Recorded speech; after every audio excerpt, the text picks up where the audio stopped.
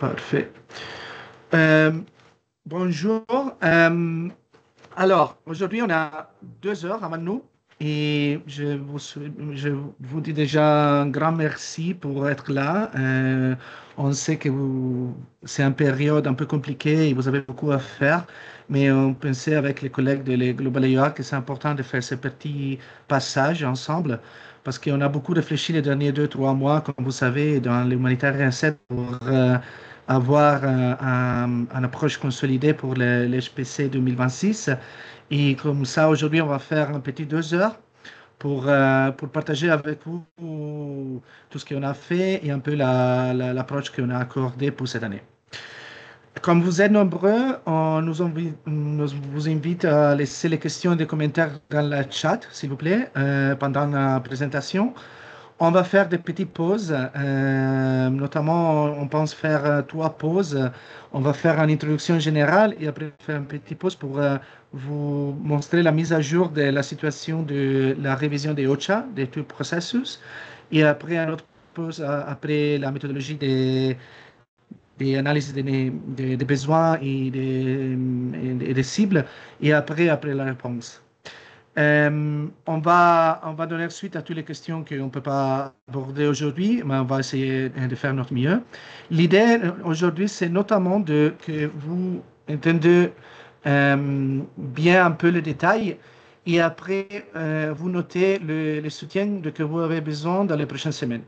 Aujourd'hui, ce n'est pas en conclusion, mais c'est un peu le début de cette approche ensemble qu'on a fait.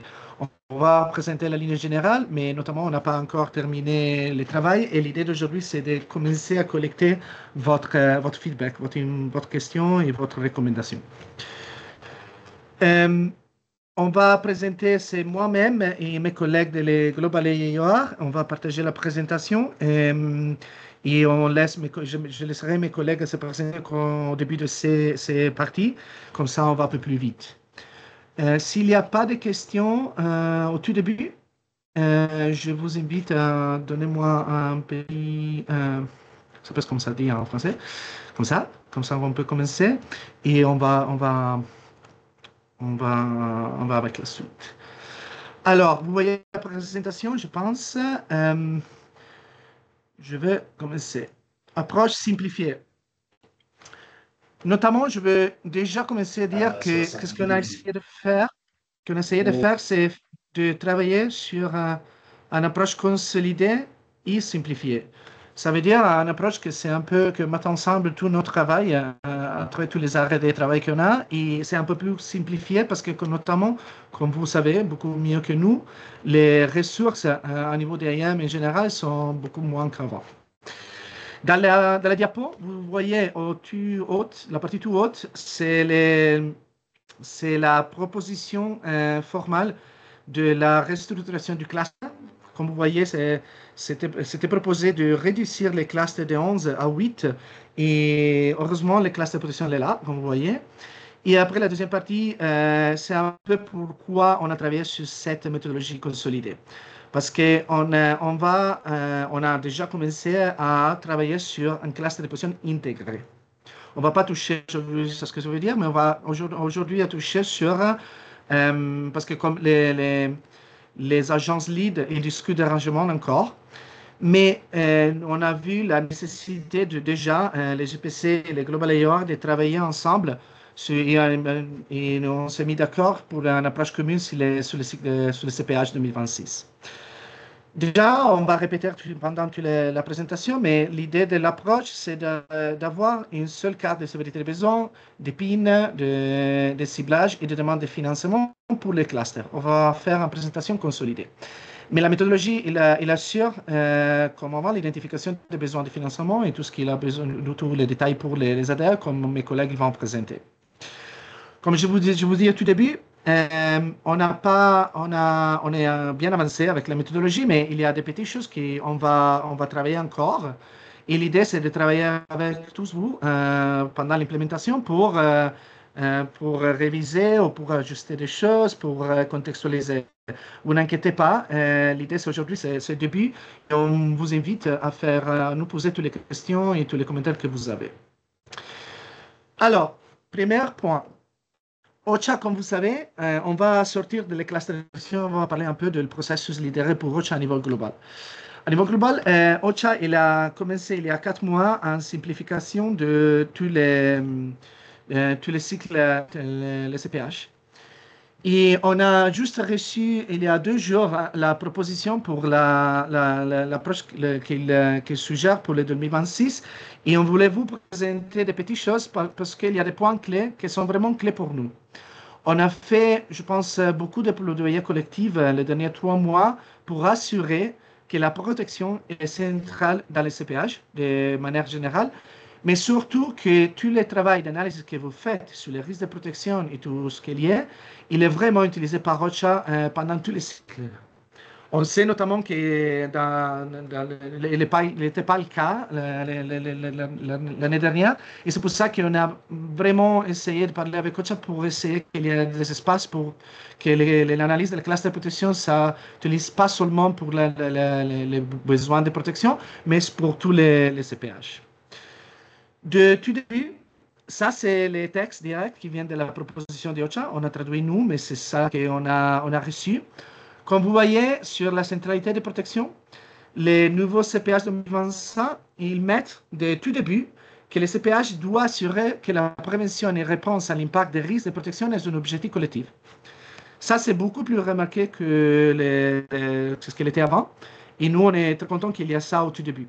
Ça veut dire qu'ils ont reconnu que les risques de protection ils sont importants sur tous les cycles de CPH, de tout début à la fin. Lié à ça, comme vous savez, les premiers pas du processus, c'est la portée de l'analyse. Je sais qu'il y a quelques pays qui ont déjà commencé, mais c'est les moments que c'est vraiment critique où OCHA il coordonne la décision de couverture de CPH. Et nous, on est contents parce qu'avant, il avait 3 chocs, comme vous voyez dans la diapositive, et maintenant, ils ont introduit 4 chocs. Mais c'est ce que c'est important pour nous qu'avant, il avait un choc qui était fini comme conflit. Mais nous, on a réussi à expandir cette définition et maintenant, il dit conflit, violence, coercition et privation de liberté. Pour nous, ça c'est important parce que, comme vous savez, violence, coercition et privation de liberté, c'est exactement la définition de la risque de protection.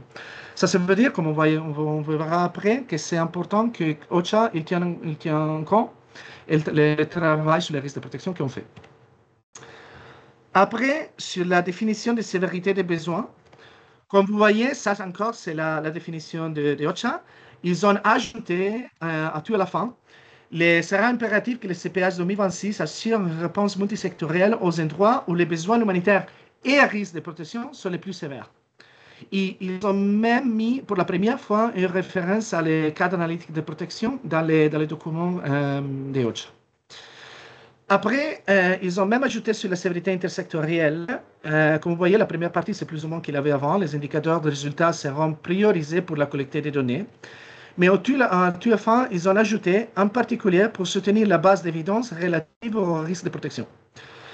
On va montrer tout ça pour vous dire que, comme vous voyez, on a, je pense, réussi sur les plaidoyers pour l'instant. Après l'application dans les différents pays, vous savez que ça dépend des personnes, ça dépend du bureau de OCHA del pays, il y a beaucoup de conditions.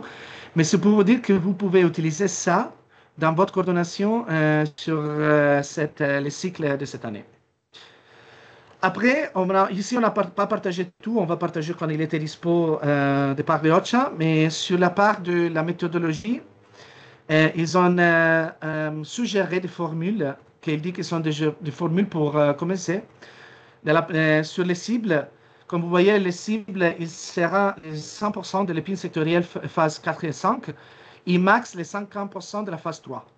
Ça, c'est un effort pour réduire un peu le numéro de cibles et même de l'épine. Après, ils ont introduit des objectifs stratégiques harmonisés qui seront utilisés dans tous les pays. Et comme vous voyez, ils sont 3. Sauver des vies et soulager les souffrances, protéger les droits et la sécurité, assurer la subsistance et les moyens de subsistance. Plus ou moins, je sais que ça était déjà le cas de quelques pays, mais maintenant, ils ont décidé que ça va être un cadre commun sur tous les CPH de tous les pays. Pour nous, c'est important parce qu'il y a l'objectif 2, que c'est sur la protection, Mais c'est important aussi que nous, on distribue notre activité selon les trois objectifs. Et après, sur les besoins financiers, cette année, ils vont utiliser les personnes ciblées en 2026 et le total de coûts de par personne de 2025. Je n'ai pas vraiment les détails, peut-être que mes collègues ils ont, mais ça, c'est la formule qu'ils ont suggérée pour l'instant pour le calcul des besoins financiers. Mais tout ça, on va partager les documents originaux de Ocha quand il est prêt et on va faire un suivi direct.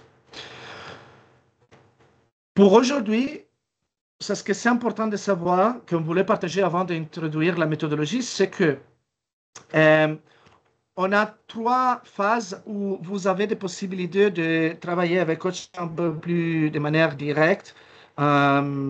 C'est la première sur la portée de l'analyse. Si vous voyez ce qu'on a dit, maintenant, ce qu'on a accordé avec OCHA, c'est que OCHA, la responsabilité, elle doit vous engager pour assurer l'utilisation de l'évolution de sévérité des risques et les conclusions de l'EPU. Je sais que beaucoup de vous, vous venez de terminer la dernière. Sinon, ça serait intéressant de faire un petit mise à jour de la sévérité des risques de protection. Mais ce que c'est important, c'est que OCHA, il ne peut pas bloquer l'utilisation de la sévérité des risques de protection pendant les processus de la portée de l'analyse. Peut-être que pas tous, parce que c'est important que la portée d'analyse se centre dans tous les risques qui sont systématiques. Ça veut dire des risques comme attaques en civiliens ou le déplacement ou la présence de mines. Et peut-être pas des risques comme les conséquences psychologiques et tout ça qui sont un peu moins systématiques. Mais ça, c'est une discussion que vous traînez avec les responsables de OCHA dans chaque pays. Après, la deuxième partie, c'est la sévérité l'épine. On ne va pas maintenant parler parce qu'on va en détail, mais l'idée, c'est qu'on va présenter des numéros, un quart consolidé de sévérité, d'épine et tout ça, comme on a dit. Et le dernier point que c'est important de vous savoir, c'est sur la sévérité intersectorielle. Comme vous savez, le GIAF, dans le GIAF, il y a 5 indicateurs de résultats qu'il doit être utilisé pour réviser la sévérité intersectorielle. Un de ces indicateurs, c'est l'indicateur de violation des droits de l'homme et des droits internationaux. Et c'est ce qu'on a accordé avec OCHA, c'est important pour vous, c'est que cette année, il doit être utilisé de manière systématique. Ça veut dire que c'est, je veux dire, pas obligatoire, mais c'est vraiment important que dans chaque pays, OCHA, il assure qu'on fait le calcul de cet indicateur. Et cet indicateur, selon la méthodologie de GIAF, c'est basé sur la sévérité des risques de protection que vous avez faite. Ça veut dire que quand on a le moment d'anticiper la coordination avec OCHA pour partager encore la sévérité des risques et après travailler avec nous au niveau global pour le calcul de cet indicateur des outcomes, des résultats. Je termine là. Je reste un moment sur cette diapo et je ouvre si vous avez des questions. Mais on voulait dire ça, qu'à part la présentation de notre sévérité et notre numéro, dans la première partie, la première phase de la portée de l'analyse et après de la sévérité intersectorielle, vous avez un rôle clé en partageant la sévérité des risques et tout l'exercice que vous avez fait les derniers mois. Et si vous n'avez pas, il fallait faire un petit mise à jour et on va plus souhaiter avec ça. Mais on a accordé vraiment avec Coach à niveau global que s'il y a quelques soucis dans quelques pays, vous nous dites. Et nous, on a un canal de communication avec Coach à niveau global pour intervenir, pour assurer que tout ça passe. Je pense que je m'arrête là. Je ne voulais pas faire une introduction trop longue sur la situation des mises à jour globales. C'est surtout pour vous dire un peu où on est. Et avant d'entrer sur la présentation de la méthodologie, je fais une petite pause si vous avez des questions ou commentaires.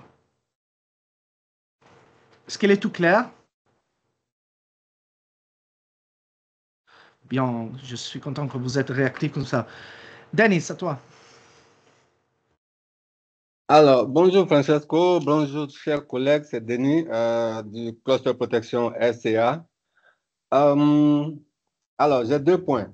Le premier, c'est qu'on est en pleine discussion au niveau de la SCA sur la portée de l'analyse et puis les différents chocs à retenir.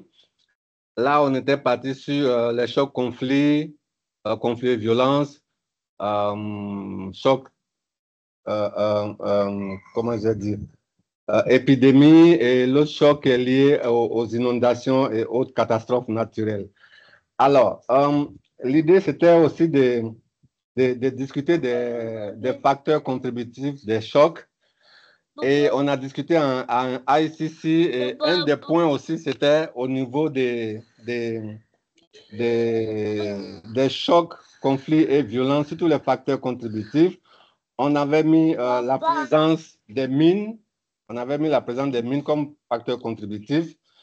Mais on a discuté longtemps aussi sur les localités qui sont à risque d'impact des mines et restes explosifs de guerre.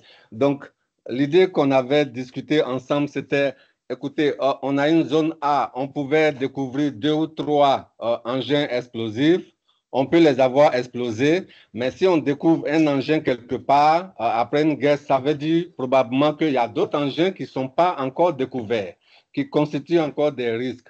Est-ce qu'on devait prendre ces localités-là qui sont à risque, ou bien est-ce qu'on devait prendre les localités où il y a seulement la présence des engins explosifs?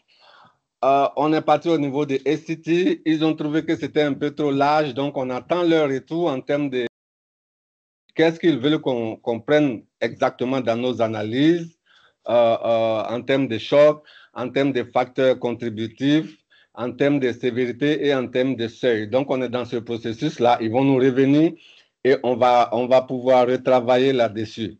Donc, sur les chocs conflits, ce que vous avez présenté dans la première diapo, nous, on s'est limité à conflits et violence, mais je vois que dans la première diapo, tu avais ajouté certaines choses, je ne vois plus la diapo, tu avais ajouté certaines choses qui rentraient dans les facteurs conflits.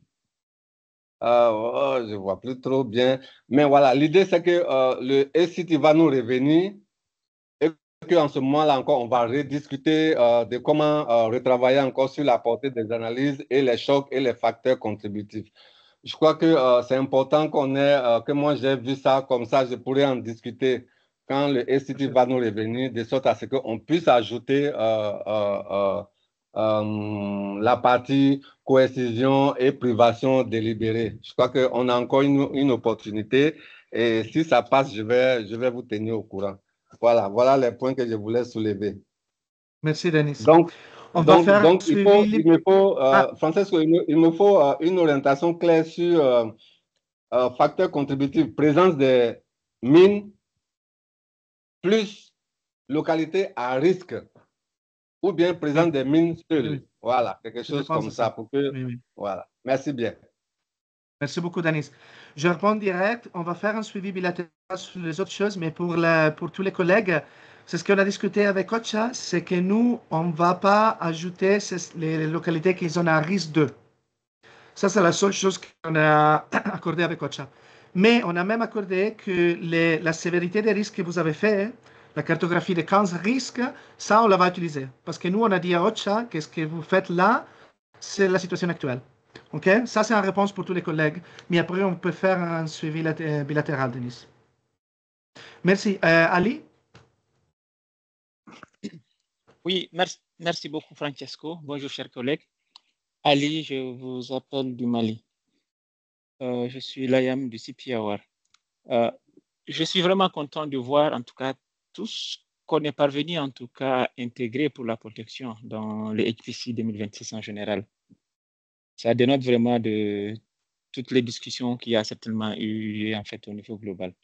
J'avais surtout une question en lien avec, on va dire, la prise en compte systématique de l'indicateur de résultats en lien avec les violations graves des droits de l'homme dans le processus du GIAF.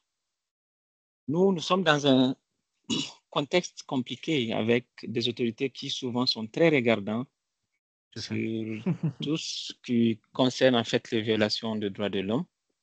Je sais que en 2023 et en 2024, on a essayé de faire attention pour ne pas nous créer de problèmes.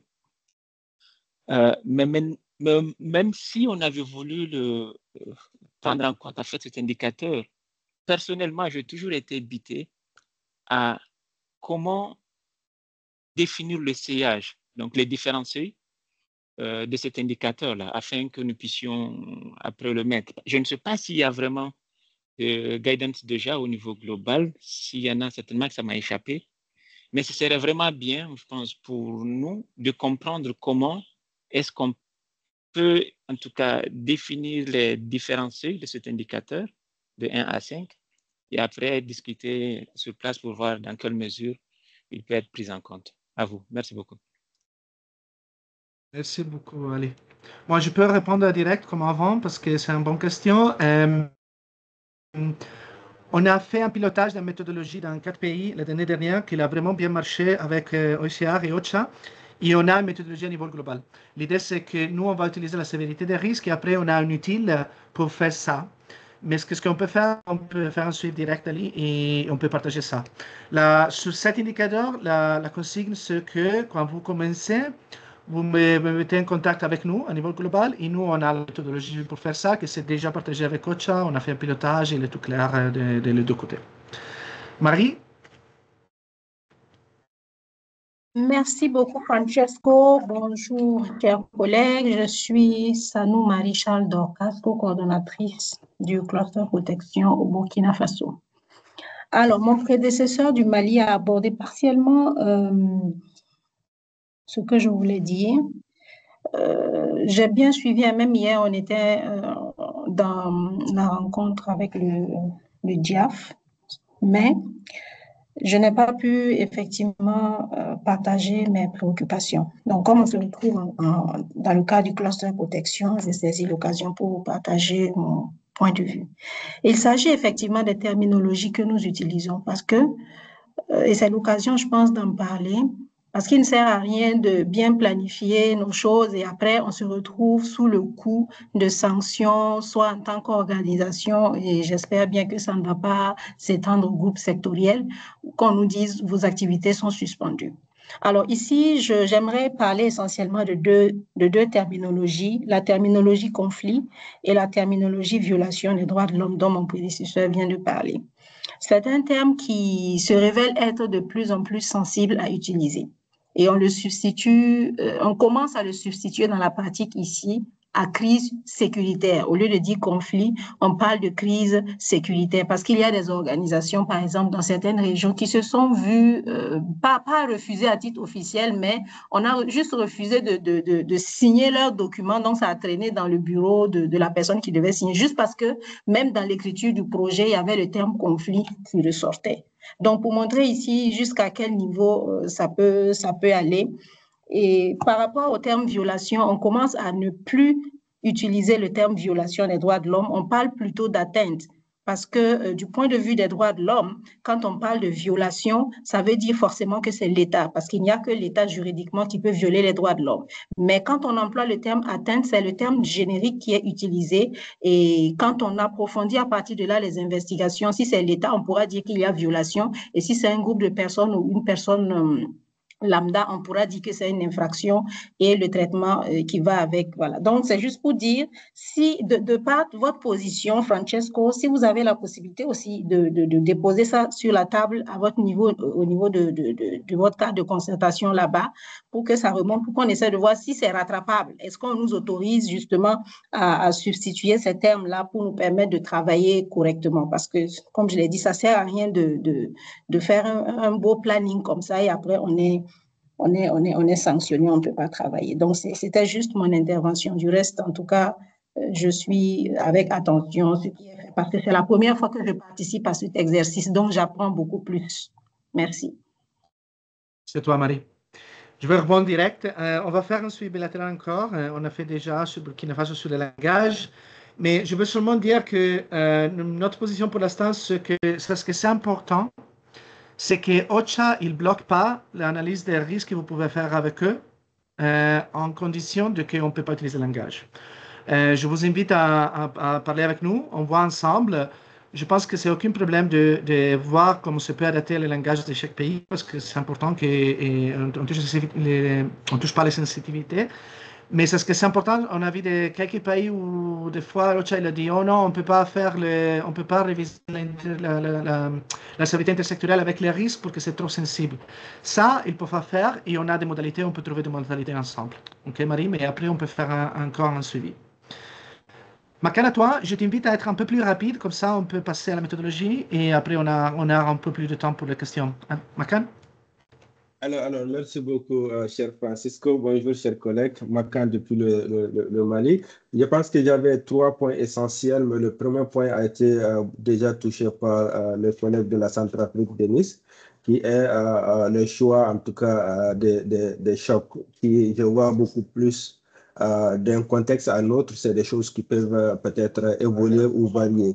Et l'autre chose également, c'est aussi évaluer également le paysage des données disponibles pour pouvoir en tout cas soutenir en tout cas l'analyse de ces différents chocs-là, en tout cas au niveau de la prise en compte. Le deuxième point, c'est beaucoup plus la question sur le ciblage. Le ciblage, si peut-être Francisco, vous pouvez peut-être nous donner plus de détails par rapport à ça, parce que moi, à présent, je suis toujours convaincu que si on ne trouve pas le moyen de faire baser le ciblage sur nos capacités réelles sur le terrain, chaque année, on va se retrouver avec des gaps énormes ou bien des zones qui ne seront jamais couvertes où on n'a même pas la capacité. On va cibler des personnes dans ces zones-là, mais on n'a pas la capacité de pouvoir apporter de l'assistance. Donc, ces gaps-là vont être très énormes à notre niveau. Le troisième point, c'est en lien avec le besoin financier qui, je trouve également qui est context-based. Si de la façon dont je vois formuler le besoin financier, l'estimation du besoin financier, alors qu'on est sur, ça fait 2 ou 3 ans qu'on est sur l'activity-based costing. Et on sait qu'en faisant cet exercice-là, d'un contexte, c'est-à-dire au cours même de l'année, il y a une variation de prix. Il y a une variation de coût des activités. Donc, est-ce que ça ne serait pas baisé de pouvoir extrapoler ou bien prendre en tout cas le coût des activités de 2025 et l'appliquer au coût des activités de 2026? Peut-être que vous allez nous donner plus de détails et nous donner des orientations pour qu'on puisse le mettre en scénario, en pratique, en réalité. Merci. Merci, Makan. Sur les ciblages, on va toucher sur ça après. Et sur les activity-based costing, je ne suis pas sûr qu'on va tout toucher aujourd'hui, mais j'ai bien noté pour faire un suivi sur ça aussi. OK? Et c'est important. Parce qu'on n'avait pas trop de détails aussi, nous, moi-même. Il y a des choses qu'on prend une bonne note et après, on va faire un suivi. Merci beaucoup. Collègues, je laisse la parole à mes collègues maintenant. Comme ça, on peut aller au détail de la méthodologie. Mais comme vous avez dit, commencez à mettre des questions ou des notes dans le chat parce que moi, je prends note de tout et on va faire un suivi avec tous nos collègues. Marie, à toi.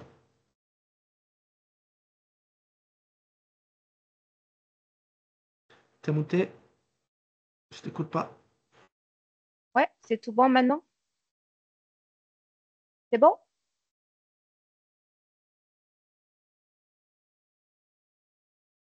Oui, c'est bon. On t'entend. Ok, parfait. Merci. Voilà, donc on va passer à l'analyse des besoins. Donc, il n'y a pas de grand changement vraiment pour le HPC de 2026. On va utiliser la même méthodologie que celle de l'année passée. Donc, c'est déjà une nouvelle méthodologie qui cherchait à avoir un cadre harmonisé en termes d'analyse des besoins et target. Donc, c'est la même méthodologie qui va être utilisée, mais avec des recommandations majeures pour assurer une intégration, on va dire, optimale pour le cluster, au niveau du cluster. Donc, en termes déjà d'indicateurs, afin d'assurer une harmonisation en termes de méthodologie pour l'analyse et l'identification des besoins, on a prédéfini une liste d'indicateurs clés afin de s'assurer que les mêmes critères seront pris en compte pour cette analyse, pour cette étape d'analyse des besoins. Donc, chaque pays pourra identifier, sélectionner cette liste d'indicateurs, donc 6 à 10 indicateurs pertinents pour leur contexte. On aura l'occasion de voir plus en détail la liste de ces indicateurs, mais l'idée, c'était vraiment d'avoir une liste prédéfinie qu'on qu'on a choisi en tenant compte des feedbacks qu'on a reçus, des retours qu'on a reçus sur les différents indicateurs qui sont les plus utilisés dans la MSNE et pour le calcul de la sévérité.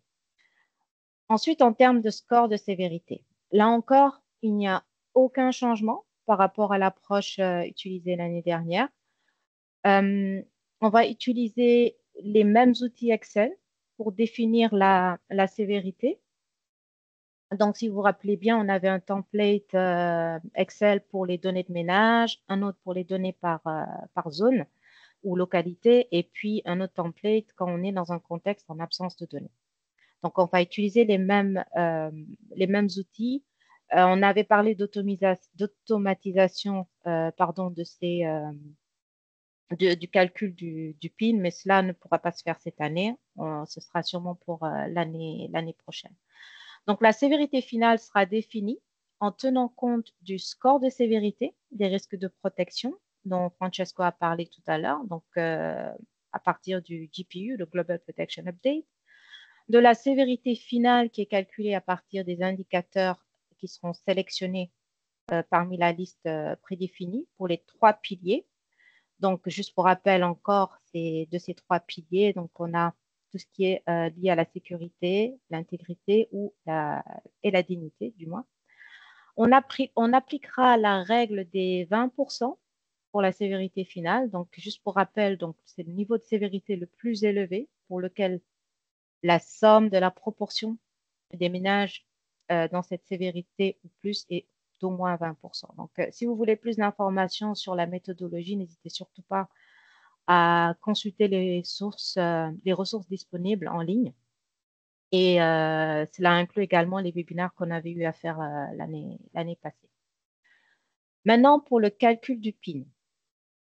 Donc, ça va être sur base des personnes exposées au risque de protection, qu'on appelle PER, qui se base sur les données de population qui sont partagées par OCHA. Donc, si vous vous rappelez bien, on a le calcul de ces personnes exposées au risque de protection est fait avec certains critères. Donc, c'est une méthode statistique qui est appliquée et qui va servir de base pour le calcul du PIN pour la protection. Le PIN correspondra donc au final au pourcentage qui va être appliqué à la population pour chaque seuil de sévérité. Et on va considérer ici que les populations qui vont être dans les niveaux de sévérité 3 à 5, si on veut un PIN modéré, c'est ce qu'on appellera un PIN modéré, ou 4 et 5 pour un PIN aigu. Mais juste pour revenir sur le PIN modéré, donc pour le PIN aigu, on voit bien que là, on va prendre 100% des niveaux 4 et 5. Pour le PIN modéré, le pourcentage qui sera appliqué pour le seuil de sévérité 3 sera à discuter au niveau du pays, en fonction du contexte évidemment, et en fonction aussi un peu plus ou moins des lignes directrices qui seront mises en place et pour s'aligner plus ou moins au GIAF dans ce pays-là. Ensuite, concernant la sévérité et le PIN spécifique au AOA, les mêmes règles vont s'appliquer. Donc, on a défini la sévérité et le PIN pour le cluster en général. Donc, cette sévérité PIN, c'est ce qui va être soumis, en tout cas pour le GIAF. Maintenant, chacun des domaines de responsabilité aura la possibilité de définir sa sévérité et son PIN. Comment cela va se faire? Chaque AOR pourra identifier et sélectionner dans la liste des indicateurs qui ont été sélectionnés pour le contexte, ceux qui sont pertinents pour le domaine de responsabilité. Évidemment, ces discussions, au départ, sont faites donc, avec tous les domaines de responsabilité et du coup, le domaine de responsabilité va uniquement identifier les indicateurs qui sont spécifiques à son domaine ou des indicateurs plus généraux, mais qui ont des informations qui peuvent être utilisées par le domaine. Par exemple, quand on parle de mécanismes de survie, on va avoir des options de réponse qui peuvent concerner la protection de l'enfant ou VBG. Donc, ils vont utiliser cela pour définir la sévérité. le score de sévérité. Donc, on va utiliser la même méthodologie avec les templates.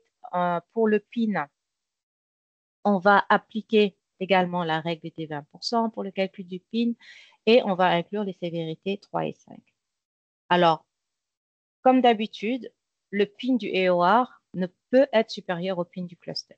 Donc, si au niveau du AOR, vous identifiez un pourcentage à appliquer pour le seuil de sévérité 3, il faudra toujours prendre en compte que le PIN total du domaine de responsabilité ne peut être supérieur au PIN du cluster, ce qui fait, je pense, tout à fait sens. Ensuite, là, vous allez voir la liste des indicateurs prédéfinis, donc les indicateurs clés qui ont été discutés, identifiés pour l'analyse des besoins. Donc, ces indicateurs-là, comme vous pouvez le voir, il y a des annotations. Alors, déjà, le choix des indicateurs, peut-être pour expliquer rapidement, on a, comme je l'ai dit plus tôt, c'est une discussion qui s'est faite en prenant compte des retours qu'on a eu de votre part, mais aussi en regardant, en analysant les indicateurs qui étaient les plus utilisés dans le cadre, par exemple, du MSCNE. Parmi les indicateurs généraux, vous pouvez voir qu'il y a, sur certains, on a mis all. Donc, parmi ces indicateurs généraux-là, dans les options de réponse, il va y avoir des informations qui vont être pertinentes pour les domaines spécifiques. Il y a aussi quelques indicateurs plus spécifiques pour les domaines qui ont été identifiés comme clés pour le cluster. Donc, ils sont là aussi.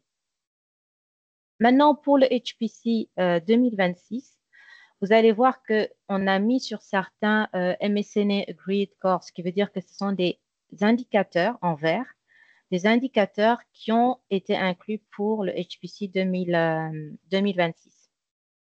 Et d'autres indicateurs où on a mis, qu'on a en jaune, où on a écrit MSCNE Future, ça veut dire que ceux-là n'ont pas pu être intégrés, soit parce que le MSCNE avait débuté avant qu'on ait pu vraiment valider cette liste finale des indicateurs, soit parce qu'il y a encore quelques petites choses à vérifier avec Rich pour avoir l'indicateur listé pour 2027, donc les prochains HPC. Donc voilà, donc ça c'est vraiment la liste des indicateurs clés qui ont été prédéfinis. Encore une fois, il y a une limite, donc ces indicateurs qui vont être utilisés pour le cluster ne peuvent pas dépasser 10 indicateurs. Et encore une fois, il sera toujours possible d'utiliser des indicateurs proxy. Donc ça, c'est des indicateurs qu'on a pour le MSCNE, mais par exemple, on peut également regarder d'autres sources de données du moment que la liste finale ne dépasse pas les 10 indicateurs. Voilà. Je crois que c'est tout. Je ne sais pas, Francesco, si tu veux qu'on prenne des questions avant de passer au ciblage ou si on continue directement. Je dirais que si vous va, on continue, on fait le ciblage en même temps et après on fait la pause après. Super. Je ne sais plus si c'est Trésor, je crois. Ouais, Trésor. Bonjour, chers collègues. Donc, alors, pour faire les ciblages, d'abord, il faut déjà voir les pins. Donc, comme vous savez, les pins désagrégés par zone administrative, mais aussi par groupe de population. Donc, ça, déjà, c'est les points de départ. Ensuite, la prochaine étape consiste à estimer ce qu'on appelle l'index de la capacité de la réponse par zone. Et pour estimer cet index, nous utilisons 5 paramètres ou 5 filtres. Donc, ces filtres-là, c'est par exemple d'abord les niveaux de sévérité de la zone. C'est la capacité opérationnelle, c'est-à-dire est-ce que c'est une zone dans laquelle nous avons des partenaires de protection. Troisièmement aussi, nous voyons l'accès. Donc, est-ce que c'est une zone accessible, une zone où l'assistance peut être fournie ou bien peut être délivrée. Donc, quatrième paramètre que nous prenons en compte, c'est la capacité d'absorption, donc le nombre de personnes qui peuvent être atteintes dans cette zone spécifique, mais aussi nous voyons aussi les résultats ou bien les résultats passés, c'est-à-dire l'historique des personnes que nous avons eu à couvrir durant les années qui sont passées. La présentation suivante.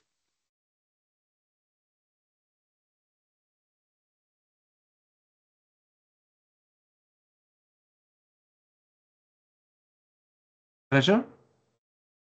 Alors, Ah, pardon. donc ça c'est l'exemple de ces différents paramètres. Maintenant, ce que nous faisons, c'est que maintenant, pour chaque paramètre, nous allons lui affecter un score, c'est-à-dire un score qui va de 1 à 5. Par exemple, par rapport au niveau de la sévérité, si par exemple c'est une zone à sévérité 4, par exemple, nous allons affecter le score 4 à ces paramètres-là.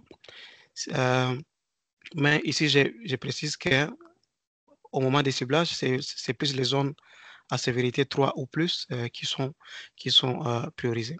Deuxième paramètre par rapport à la capacité opérationnelle, si c'est une zone où nous n'avons pas des partenaires, par exemple, nous affectons le score 1. Si c'est une zone où nous avons un ou des partenaires, nous affectons 3. Et si c'est une zone où nous avons plusieurs partenaires offrant des programmes de protection diverses, nous mettons 5. Même chose pour les paramètres d'accès. Si c'est une zone inaccessible, nous mettons 1. Si c'est une zone où l'accès est irrégulier ou à distance, nous mettons 3, ainsi de suite. Même chose pour les paramètres de la capacité d'absorption. Même chose pour les résultats passés. Si c'est une zone où nous n'avons pas eu de résultats durant les années passées, nous mettons 1. S'il s'agit d'une zone où nous avons eu des résultats partiels par rapport aux personnes, donc par rapport à la couverture de notre assistance les années passées, donc ça va être 3. Et si c'est une zone où nous avions des résultats réguliers sur plusieurs années dans le passé, nous mettons 5. Slide suivant.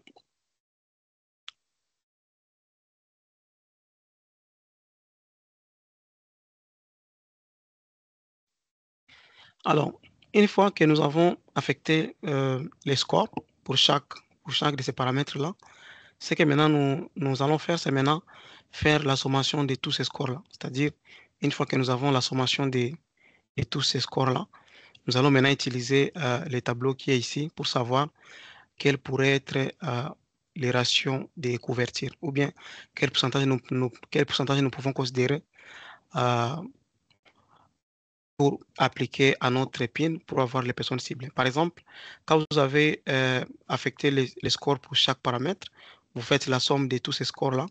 Maintenant, si le score est entre 20 et 25, c'est-à-dire là, vous allez appliquer entre 70 et 80% du pourcentage sur votre PIN pour trouver la cible. Donc, si le score est entre 15 et 19, donc vous allez appliquer entre 50 et 60%. Même chose, si le score est inférieur à 15, donc vous allez appliquer un pourcentage inférieur à 40%. Et là en bas, on a donné un tableau avec des exemples. Par exemple, si vous voyez l'allocation, si vous voyez par exemple l'allocation, donc la zone A, nous avons pour cette zone la sévérité qui est en 5, c'est-à-dire pour les scores, on a affecté 5. Par rapport à la capacité opérationnelle des partenaires, nous avons 3 partenaires, ce qui nous fait 4 comme score. C'est une zone qui est accessible, nous mettons le score de 5. C'est une zone où nous avons la capacité d'absorption qui est modérée, nous mettons 4. Par rapport à l'historique des personnes que nous avons eu à couvrir dans cette zone, nous mettons 5. Donc, c'est une zone où nous avons eu à atteindre plusieurs personnes durant plusieurs années dans le passé. Et là, ça nous fait 23. Et quand nous remontons à haut, nous voyons que 23 se trouve dans l'intervalle de 20 à 25. C'est-à-dire que là, le pourcentage que nous allons appliquer va être entre 70 et 80. Et là, nous avons appliqué 75% comme pourcentage. Donc, de notre cible.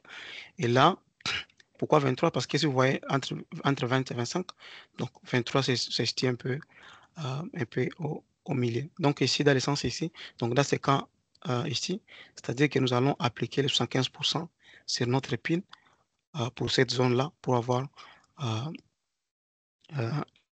la cible. Même chose, si vous voyez par exemple la deuxième zone, vous voyez qu'il y a une capacité opérationnelle, nous avons juste un seul partenaire, ce qui nous fait 2. Par rapport à l'accessibilité de la zone, c'est pas trop régulier, donc c'est D que nous mettons là-bas. Par rapport à la capacité d'absorption, score 2. Par rapport à l'historique des personnes que nous avons à atteindre dans le passé, ça fait 2 aussi. Et au total, ça en donne 12.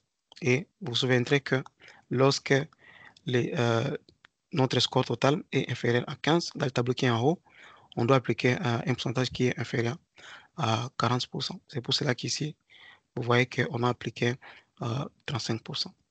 Mais aussi, n'oubliez pas aussi que les cibles doivent toujours être désagrégées par âge, par sexe et par handicap. Maintenant, dans le slide suivant, nous allons voir maintenant comment estimer maintenant les PIN pour le domaine des responsabilités.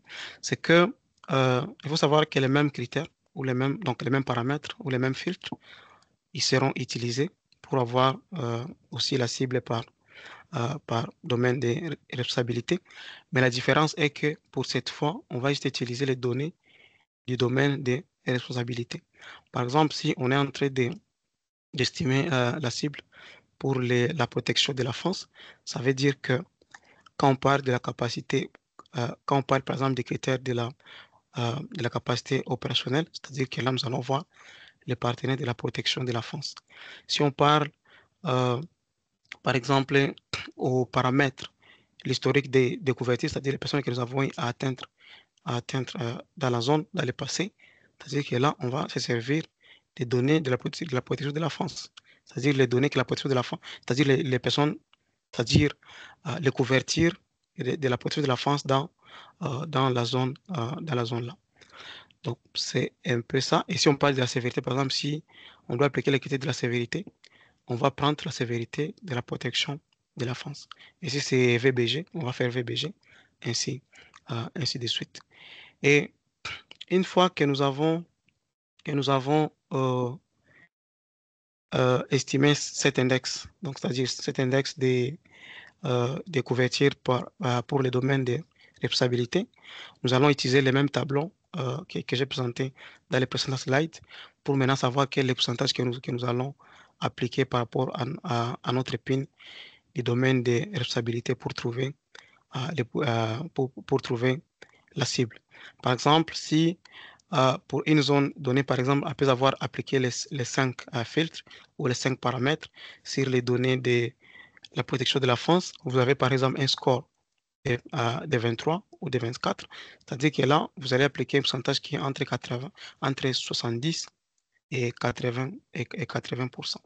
Et pour chaque zone, vous allez faire l'exercice là pour avoir une cible pour chaque zone. Et une fois que vous avez la cible pour chaque zone, il suffit juste de faire la sommation de toutes ces cibles pour avoir la cible au niveau national pour ce domaine de responsabilité. Mais aussi, comme pour les PIN, il est aussi important de noter que les cibles des awards ne doivent pas être supérieures que la cible des clusters protection. Donc, c'est un peu ça. On peut aller dans le slide suivant. Bon, c'était tout. Merci. Merci, Trésor. Merci, Anne-Marie. Monsieur, vous deux, on peut faire un petit pause comme avant, s'il y a des questions, chers collègues. On peut prendre des petites questions parce qu'on a touché maintenant sur la méthodologie de la première phase, l'analyse de besoins et les ciblages. Et après, on va directement passer à la réponse. C'est pour ça que si vous avez d'autres questions et des éléments que vous voulez toucher sur ce que c'était présenté pour Anne-Marie et Trésor, je vous invite à le faire maintenant. Allez-y, si vous ouvrez. C'est tout assez clair? Ah oui, ok. Merci. Salimata. Ok, bonjour.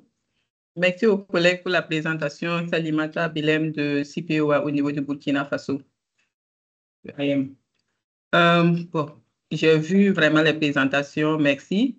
J'aimerais vraiment poser une question parce que pour le cas du Burkina, j'ai vu qu'il y a beaucoup d'indicateurs du MSN qu'on doit utiliser. Au Burkina, cette année, le MSN va commencer tard. On aura les résultats certainement fin novembre, début décembre. Ça va venir trouver qu'on a fini presque le processus parce qu'on est censé quand même fournir les chiffres préliminaires en octobre. Pour le cas du Burkina, on a déjà discuté de la portée de l'analyse, ainsi de suite.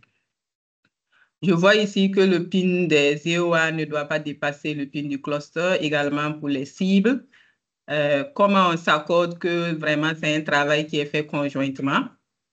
Voilà, parce que bon, les autres années, ce n'est pas vraiment le cas qu'il y ait vraiment un travail vraiment conjoint avec le cluster protection pour s'assurer que les indicateurs que nous sélectionnons, on est tous d'accord de ces indicateurs et comment on fait le calcul pour se rassurer que le cluster n'a pas des pins dans une commune qui est inférieure au pin d'un NEOA également pour les cibles. Voilà, moi, j'aimerais comprendre comment ça va se passer de façon pratique pour l'année 2026. Merci. Vous préférez, Marie-Thérèse, qu'on prend 3 questions et après vous répondez à tous? Oui. Merci, ça c'est bien noté. Makan, je vous invite à être un peu rapide, comme ça on va essayer de répondre à tout ce qu'on peut. Je pense que ma question a été déjà touchée par Salimata, c'est-à-dire pour qui connaît en ce moment les contextes dans nos différents pays ou dans d'autres pays, MSINE cette année ne vont même pas collecter des données. Donc la disponibilité des données, ça va vraiment poser problème. Au-delà de ça également, les choix des indicateurs également au niveau MSINE. Je sais que c'est des choses qui ont été largement discutées au niveau global et tout ça, mais est-ce que ces indicateurs peuvent relever en réalité le problème critique de la protection qui se passe sur les terrains? Si on essaie de voir toutes ces questions de violation, la façon dont les choses sont structurées aujourd'hui sur le terrain, la façon dont les choses se passent, est-ce que ces indicateurs à un moment donné, peut nous permettre d'évaluer le besoin réel en termes en matière de protection. Donc, c'est des petites évaluations qu'il faut peut-être voir. J'ai compris que Anne-Marie, dans son intervention, elle a pallié à cela parce qu'elle a dit clairement qu'on peut prendre d'autres indicateurs, en tout cas, qui peuvent nous permettre d'informer ou bien de pouvoir relever en tout cas ces besoins critiques de protection sur le terrain. Mais à ce qu'il faut juste, j'aime toujours le dire, évaluer le paysage des données disponibles en ce moment. On va laisser.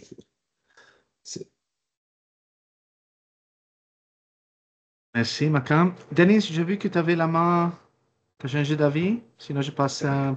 Oui, non, mais je vais mettre mes questions dans le chat. Je soulève juste une préoccupation concernant le ciblage, surtout quand il s'agit des groupes de population, surtout la communauté haute. Je demande parce qu'on va en discuter. Aujourd'hui est férié, jour férié en SCA, donc je n'ai aucun de mes AIM avec moi. Donc, du coup, je suis obligé de poser certaines questions techniques que moi-même je ne comprends pas.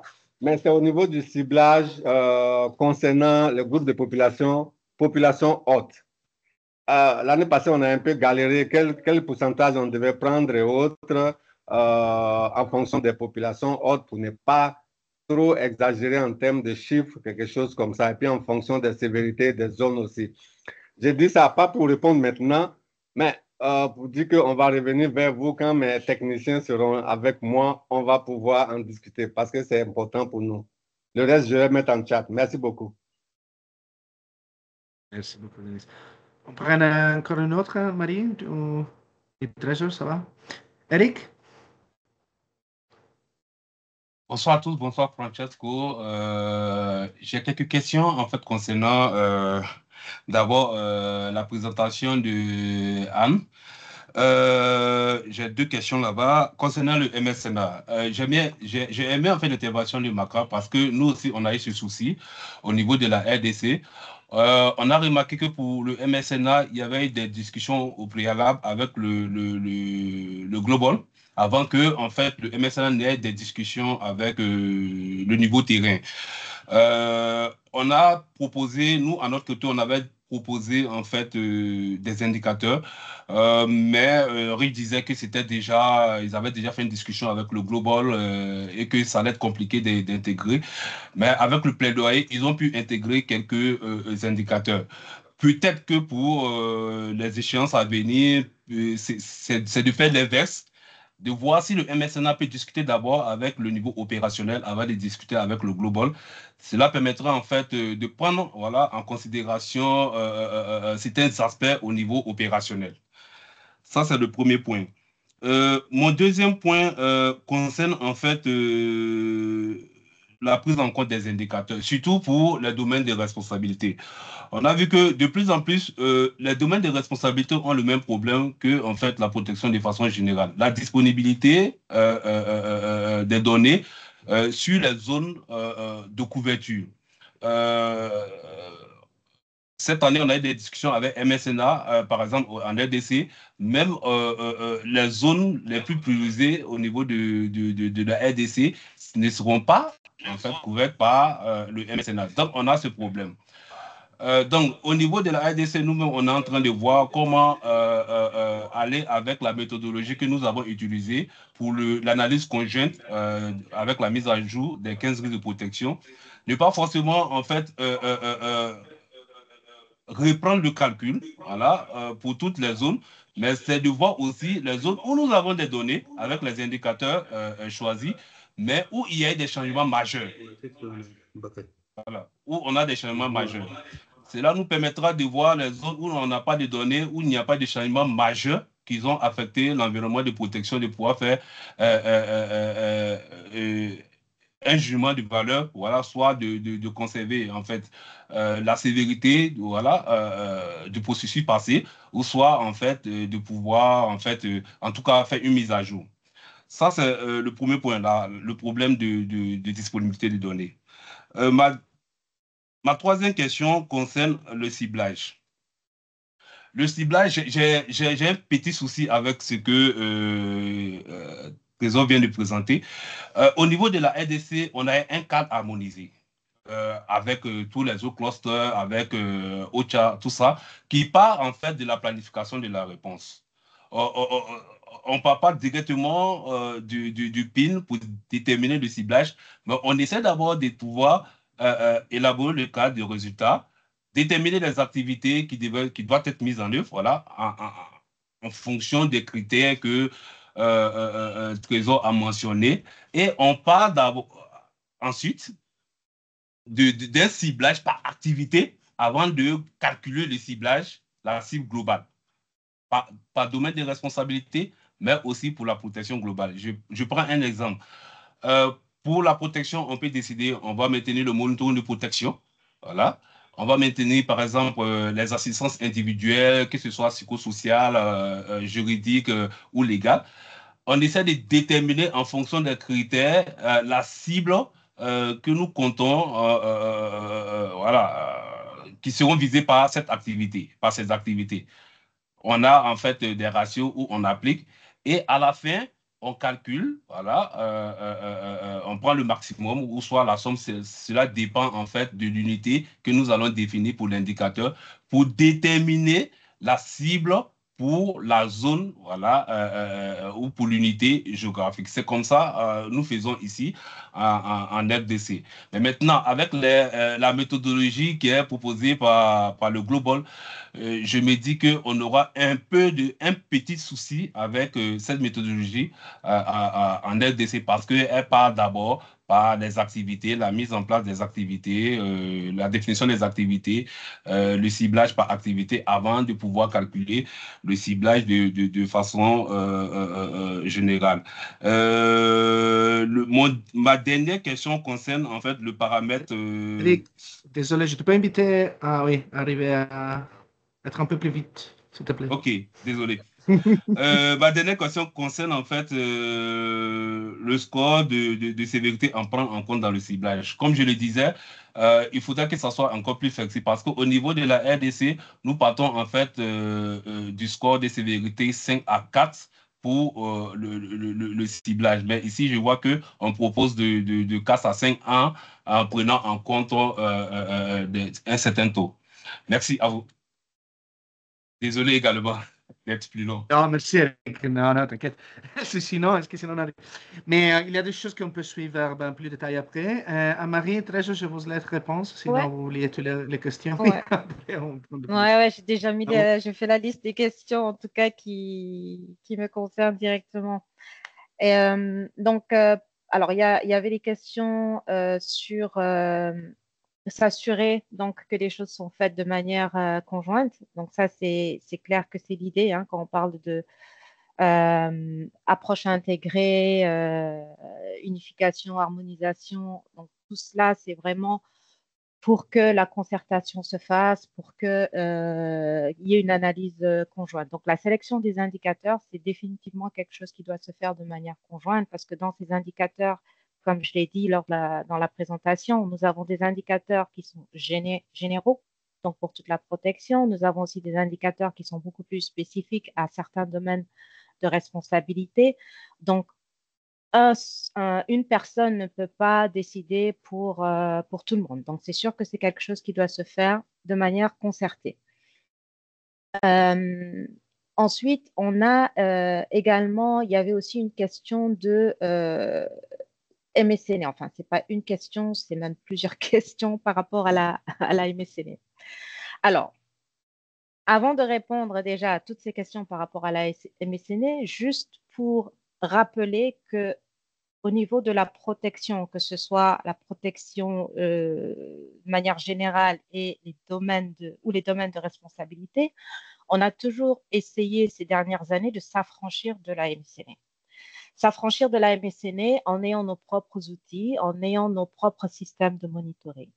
Donc, par exemple, la liste des indicateurs que vous avez, qu'on a prédéfinis, qu'on vous a montré, ces indicateurs-là sont censés aussi être monitorés par l'outil de protection, l'outil de monitoring de la protection. Donc, ça veut dire que si vous n'avez pas la MSCN, normalement, ces indicateurs-là seront déjà, enfin, ces informations sont collectées avec l'outil de monitoring de la protection. Ça, c'est déjà une chose et Francesco peut revenir là-dessus s'il a plus de détails à donner. Ensuite, au niveau des domaines, il y a aussi quelques outils spécifiques qui sont mis en place dans certains contextes. Quand on parle de pouvoir utiliser d'autres données, d'autres sources de données, c'est justement pour aussi pallier à ce manque qu'on peut avoir au niveau de la MSCN. Ça peut être qu'il n'y ait pas de MSCN, mais ça peut aussi être une histoire de fiabilité des données qui vont être collectées par la MSCN. Donc, on a toutes ces possibilités ou toutes ces options dans le cas où la MSCN ou les données de la MSCN ne peuvent être utilisées ou arrivent trop tard. Ensuite, sur le choix des indicateurs. Alors, pour ces discussions entre REACH et le niveau global, ce sont des discussions, je pense qu'on a depuis, je ne sais plus, 2-3 ans. On a eu beaucoup de soucis avec des points focaux qui ont changé plusieurs fois. On a eu des problèmes parce qu'il y a eu comment dire, ce qu'on dit, manque de communication, on va dire, entre les équipes REACH au niveau global, les équipes REACH au niveau pays. Enfin, il y a eu beaucoup de soucis dans les discussions. Nous, ce qu'on a voulu faire, en tout cas au niveau global, c'est vraiment baser cette sélection sur ce qui est fait au niveau pays. Donc, on n'a pas voulu choisir à votre place. On a regardé ce qui était choisi, ce qui était sélectionné au niveau des pays. Il y a eu des consultations à notre niveau avec les différents domaines au niveau de la protection GPC.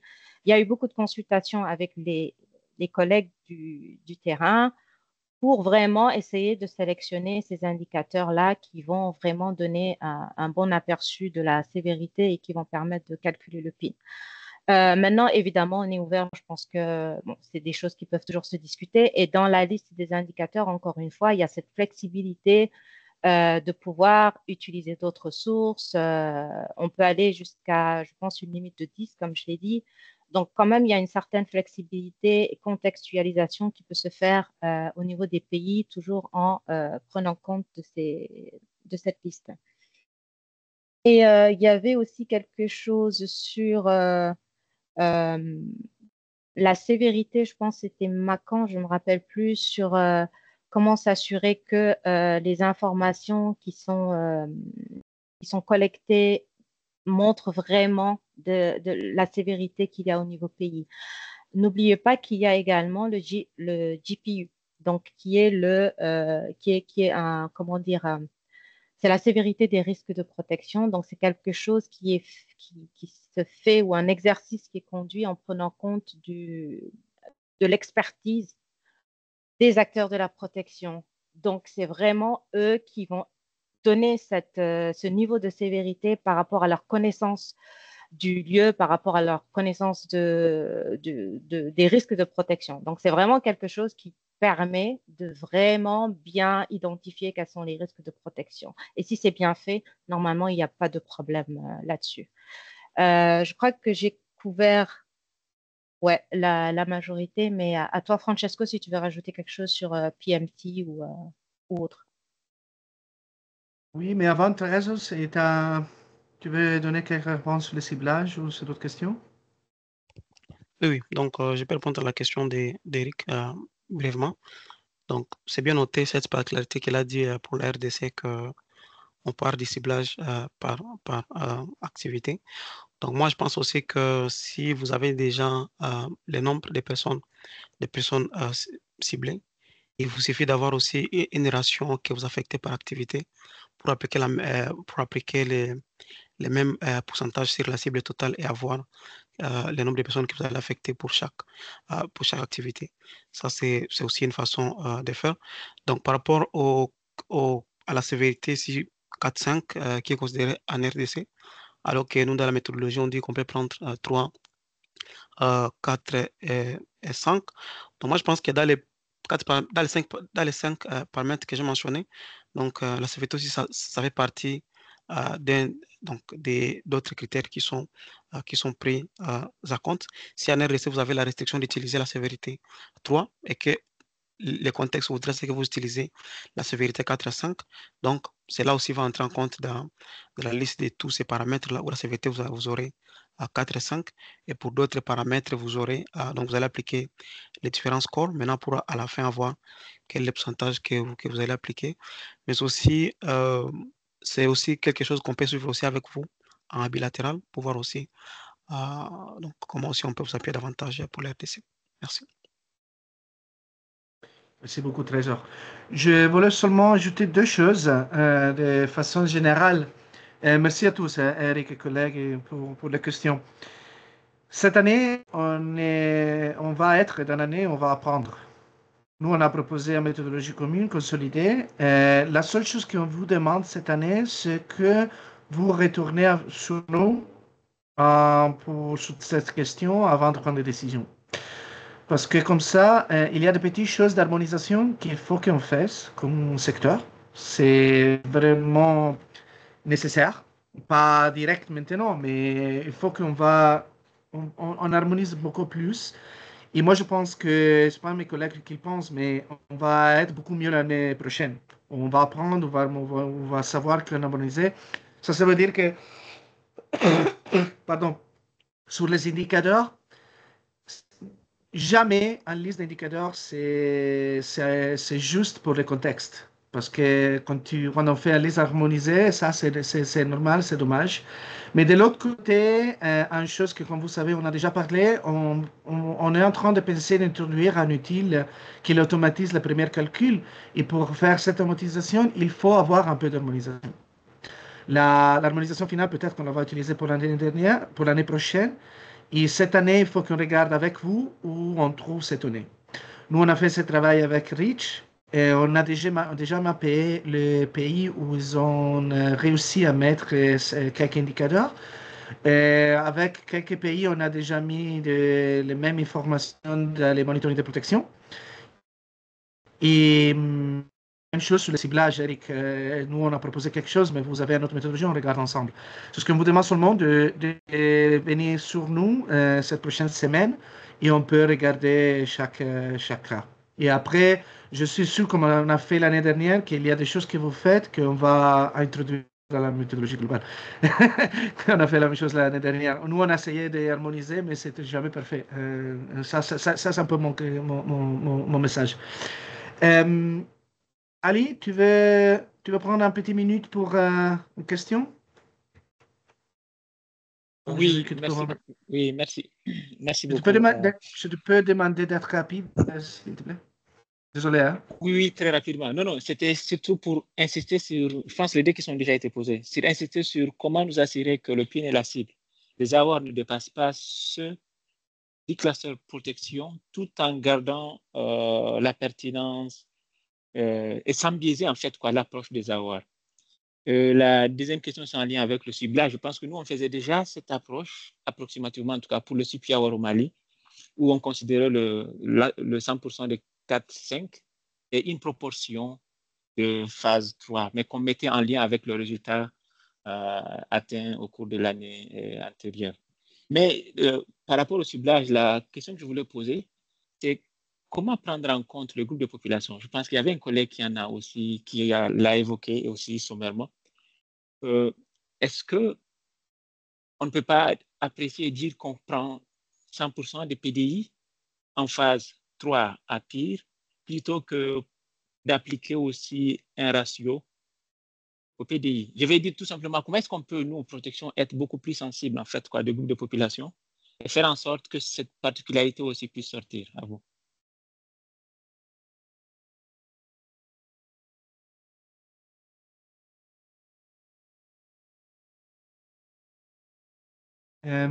Comme on allait laisser l'espace à Ali, je n'ai pas tant de questions, mais vraiment rapide, s'il te plaît, sinon on n'arrive pas à présenter tout. Ça va être très rapide. Bonsoir à tous et merci pour la session. Je m'excuse pour le retard. J'avais une autre réunion en cours encore. Mais bon, je vais me rattraper demain parce que je crois qu'il y a une autre session.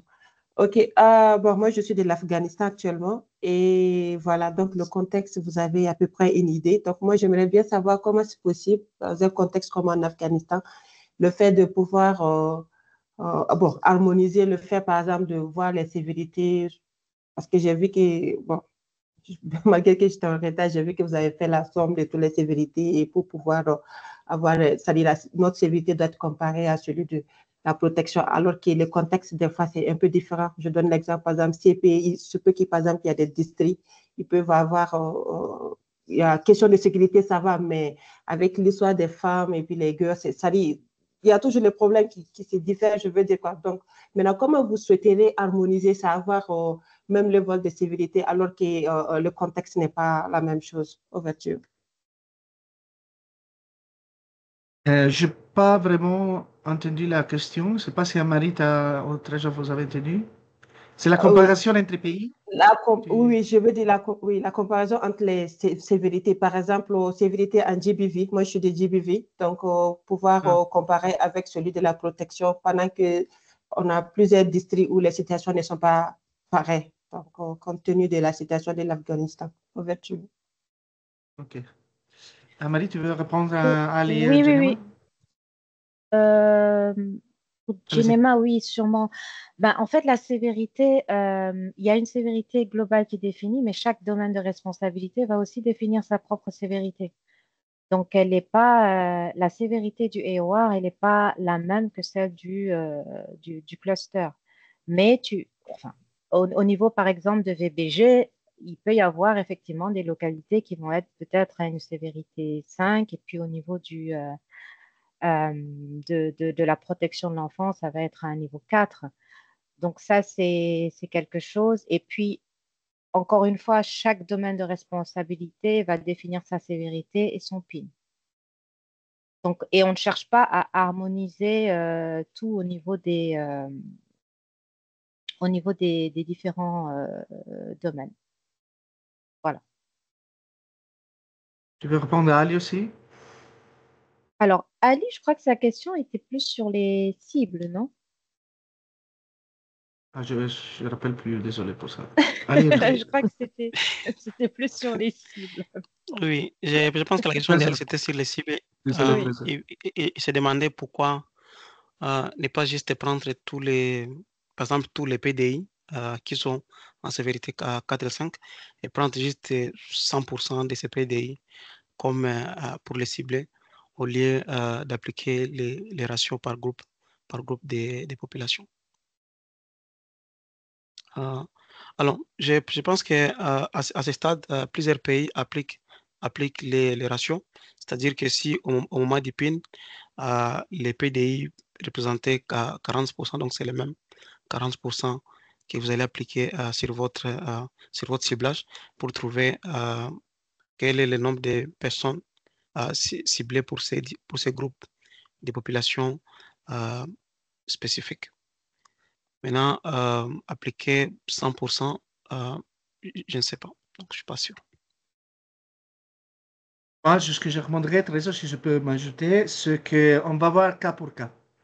Moi, ce que je vous suggère, c'est que faites votre analyse, revenez avec nous, parce que comme on dit, ce qu'on a essayé de mettre sur le document, c'est un peu en règle générale pour nous harmoniser. Et après, on va voir cas pour cas et on va vous souhaiter les prochaines semaines.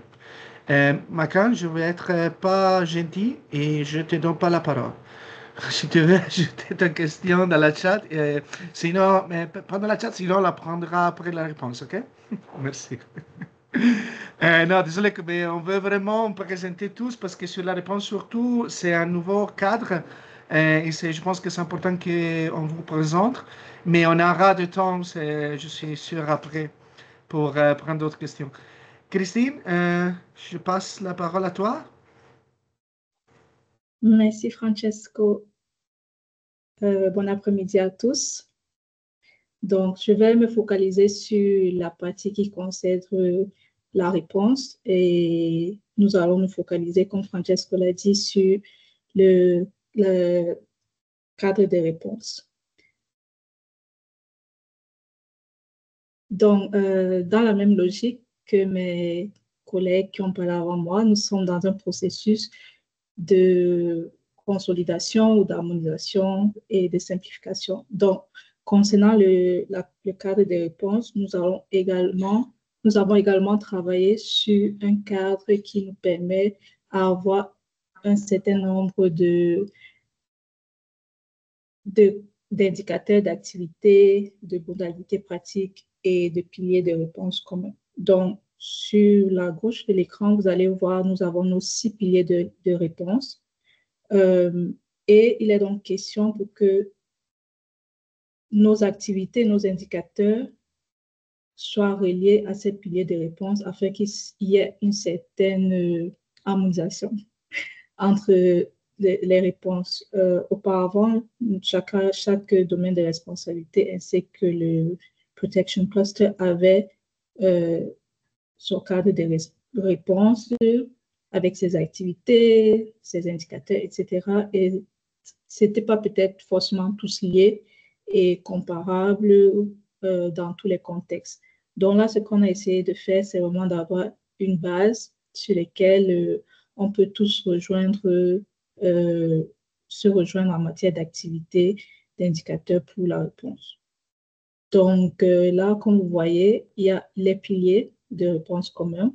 Ensuite, nous avons les modalités programmatiques communes, des activités communes, des indicateurs communs que nous allons voir un peu plus en profondeur dans les prochaines slides. Donc, tout ceci doit être utilisé pour définir une planification commune de la réponse qui inclut les différents objectifs, les résultats, les activités, les indicateurs. Et il est important pour nous de nous assurer aussi que les différents indicateurs spécifiques au domaine de responsabilité et les unités d'analyse utilisées pour ces indicateurs, ainsi que la désagrégation par sexe, âge et handicap soient prises en compte dans ce cadre.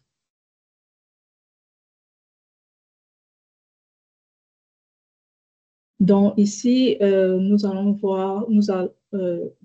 voyons que nous avons nos différents piliers, nos modalités programmatiques. Et donc, ici, il est important de savoir que l'analyse de protection systématique et de la situation comme fondation de la réponse du cluster de protection. C'est-à-dire, on doit avoir une base sur laquelle nous allons déterminer quelle sera notre réponse. Et nous avons mis ensemble les différentes modalités programmatiques clés qui adressent les différents risques de protection prioritaires. C'est-à-dire, les modalités pragmatiques nous permettent de mieux comprendre en gros quelle est l'activité qui va nous permettre de résoudre ou d'adresser un risque de protection précis. Donc, les 3 modalités programmatiques, ils sont notés là. Le premier, prévenir, arrêter ou soulager les effets immédiats des risques de protection, y compris les besoins qui en résultent. Le deuxième, restaurer la dignité des personnes et leurs conditions de vie. Et le troisième est de favoriser un environnement qui encourage le respect entier des droits des individus. Donc, à travers ces modalités programmatiques, nous allons nous avons travaillé sur des activités communes et des indicateurs communs qui permettront d'atteindre nos résultats.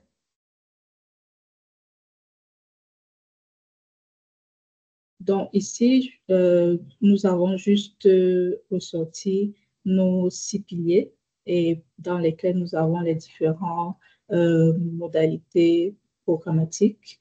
Je pense que là, c'est en anglais, mais je pense qu'il y a les documents traduits en français que vous pouvez vous familiariser avec.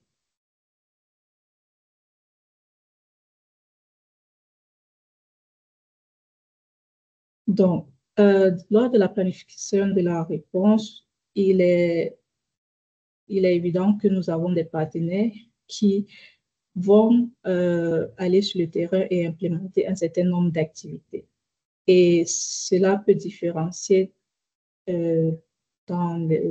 cela peut être différent dans les contextes et nous pouvons nous retrouver avec des activités par partenaire qui ne sont pas 100% pareilles.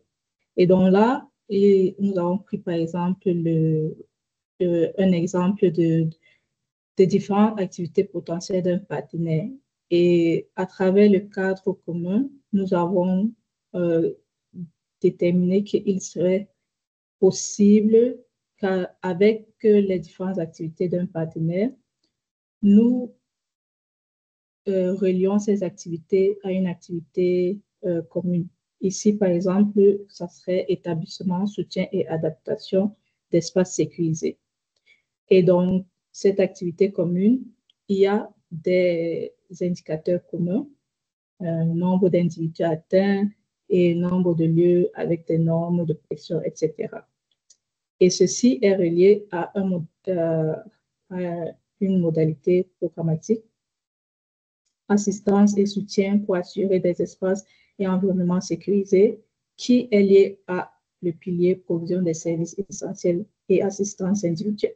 Donc, en gros, ce que nous avons essayé de faire, c'est que peu importe la spécificité des activités de chaque partenaire sur le terrain, on pourra relier ça à des activités, des indicateurs, des modalités programmatiques et un pilier commun pour vraiment faciliter l'analyse de la réponse de la protection.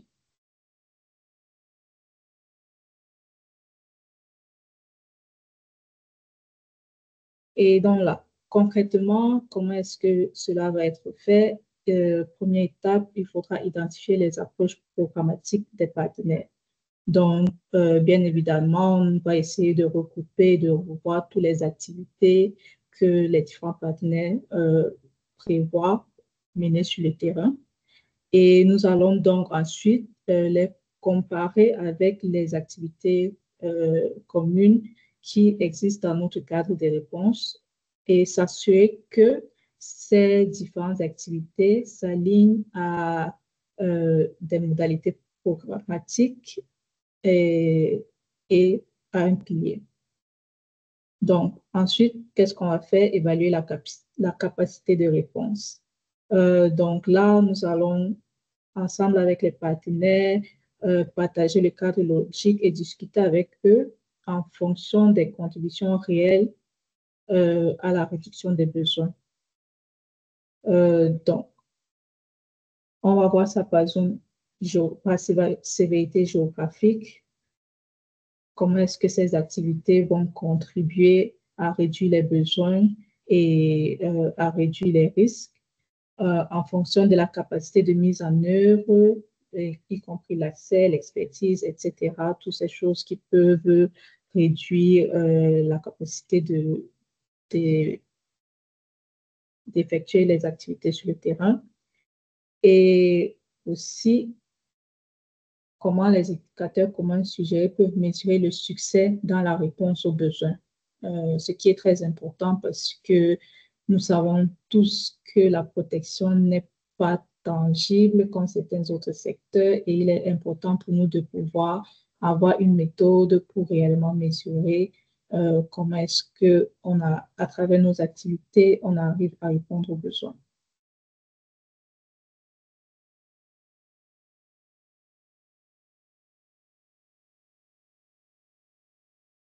Et ensuite, nous avons la définition du cadre. Donc, comme écrit, on va utiliser les indicateurs communs associés à la révision finale des activités communes. Comme on a dit, on va lier les activités des partenaires spécifiques à une activité commune et ensuite utiliser les indicateurs communs qui sont reliés à cette activité. Définir avec les partenaires les modalités simples de rapportage basées sur les unités communes d'analyse. Dans les unités communes d'analyse, ce sont, par exemple, on peut avoir zone géographique, individu, etc. Donc, c'est de dire, OK, pour tel indicateur, on va utiliser la zone géographique comme unité commune d'analyse. Et pour tel indicateur, on va utiliser X unités de commune d'analyse, mais au moins que cela soit, qu'on soit d'accord, parce que ça peut arriver que pour certains domaines de responsabilité, ce n'est pas forcément la même unité d'analyse qui est utilisée. Ensuite, on va adapter le langage, comme d'habitude, au contexte si nécessaire. Les piliers et les modalités programmatiques peuvent être utilisés pour définir les objectifs et les résultats communs. Et bien évidemment, dans le cas des domaines de responsabilité, s'ils souhaitent utiliser des indicateurs en fonction de leur propre cadre de réponse, il faut juste que cela soit aligné avec les indicateurs communs, les activités communes et s'accorder sur les différentes modalités de suivi et de rapportage.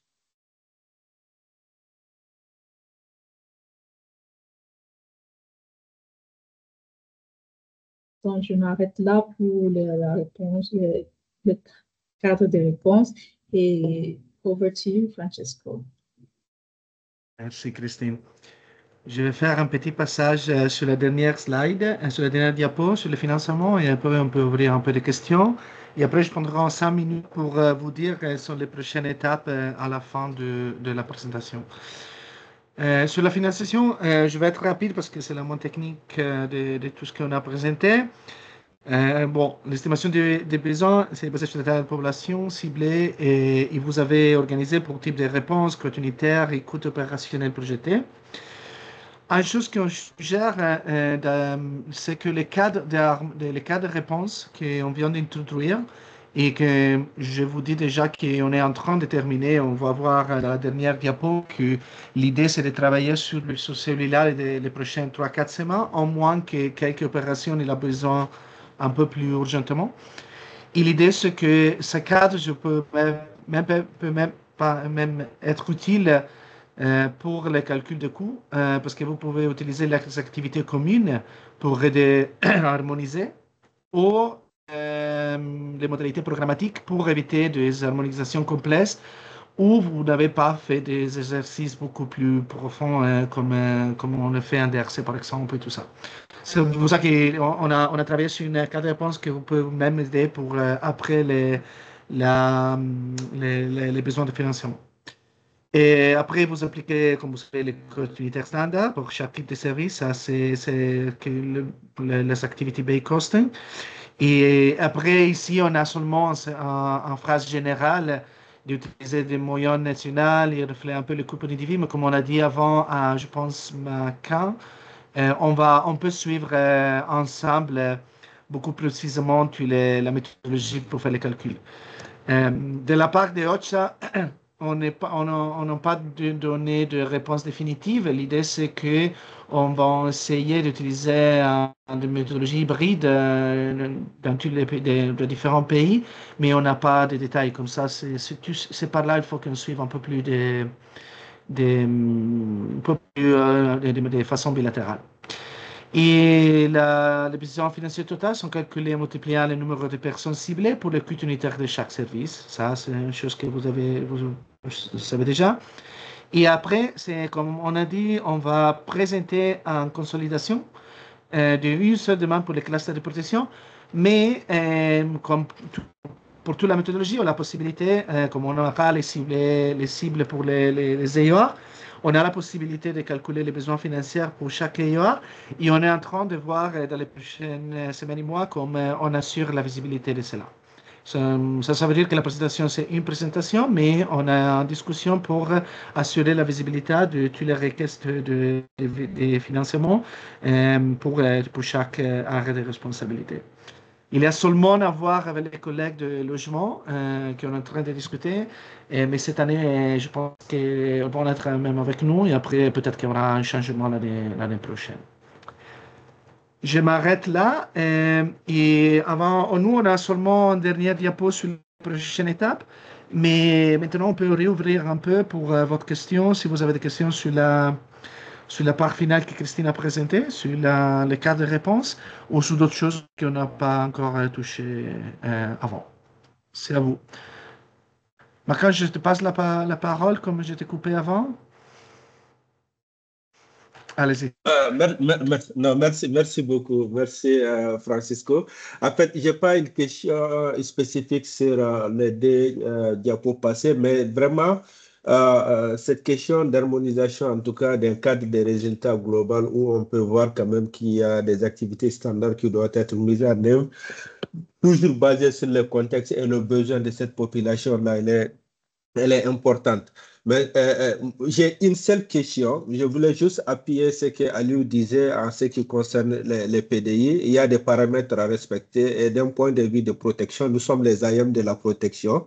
Nous ne sommes pas les spécialistes de la protection, mais on s'est dit quand même il y a des paramètres à ce qui concerne les personnes déplacées qui essentiellement, on considère que 100% des personnes en déplacement sur une période donnée sont susceptibles d'être en tout cas en besoin d'assistance en matière de protection. Notamment du côté du Mali, nous avons le viseur sur 3 ans, c'est-à-dire les 3 dernières années, les PDI des 3 dernières années, on considère déjà que ces PDI à 100% ont un besoin en tout cas en termes d'assistance en protection. Mais les PDI qui datent de plus de 12 ans, 20 ans, 10 ans, là, il y a une évaluation à faire pour évaluer en tout cas les besoins. C'est une parenthèse. Ma seule question, c'est voir les nouvelles réformes qui sont en cours, quel impact ces nouvelles réformes peuvent avoir sur tous ces processus de 2026. C'est juste ma seule question. Quel impact de ces nouvelles réformes sur le processus? Merci, Macan. Denis? Merci, Francesco. Je crois que c'est quelque chose d'important que vous avez présenté en termes de cadre commun. Je crois que sur le terrain, on est aussi en train de nous battre pour travailler pour que on puisse présenter un fonds commun pour le SPC 2026, si ce n'est pas trop tard. Alors, c'est pas une question, mais c'est une inquiétude, surtout concernant le cadre commun, les indicateurs qui vont aller avec, les activités qui vont aller avec. Première crainte, j'espère qu'on va vraiment surmonter ça parce que je vais rappeler tous mes collègues des EOA, on va travailler ensemble. La crainte, c'est en interne, protection et ses AOA. Comment en un mois, parce qu'il nous reste à peu près 1-2 mois, là on est en plein début des SPC, comment on va pouvoir s'entendre sur ce cadre commun, surtout que c'est discuté au niveau global, pas encore au niveau local. Donc au niveau local, il faut que nous aussi on se l'approprie, on s'entende, on ait l'assentiment de nos reps différents. Donc, voilà, c'est toute une petite crainte, mais au niveau interne, pas au niveau avec OCHA ou bien avec la coordination. Donc, le cadre commun, les indicateurs, la longueur des indicateurs, la longueur des activités qui vont aller avec. Voilà, on va vraiment essayer.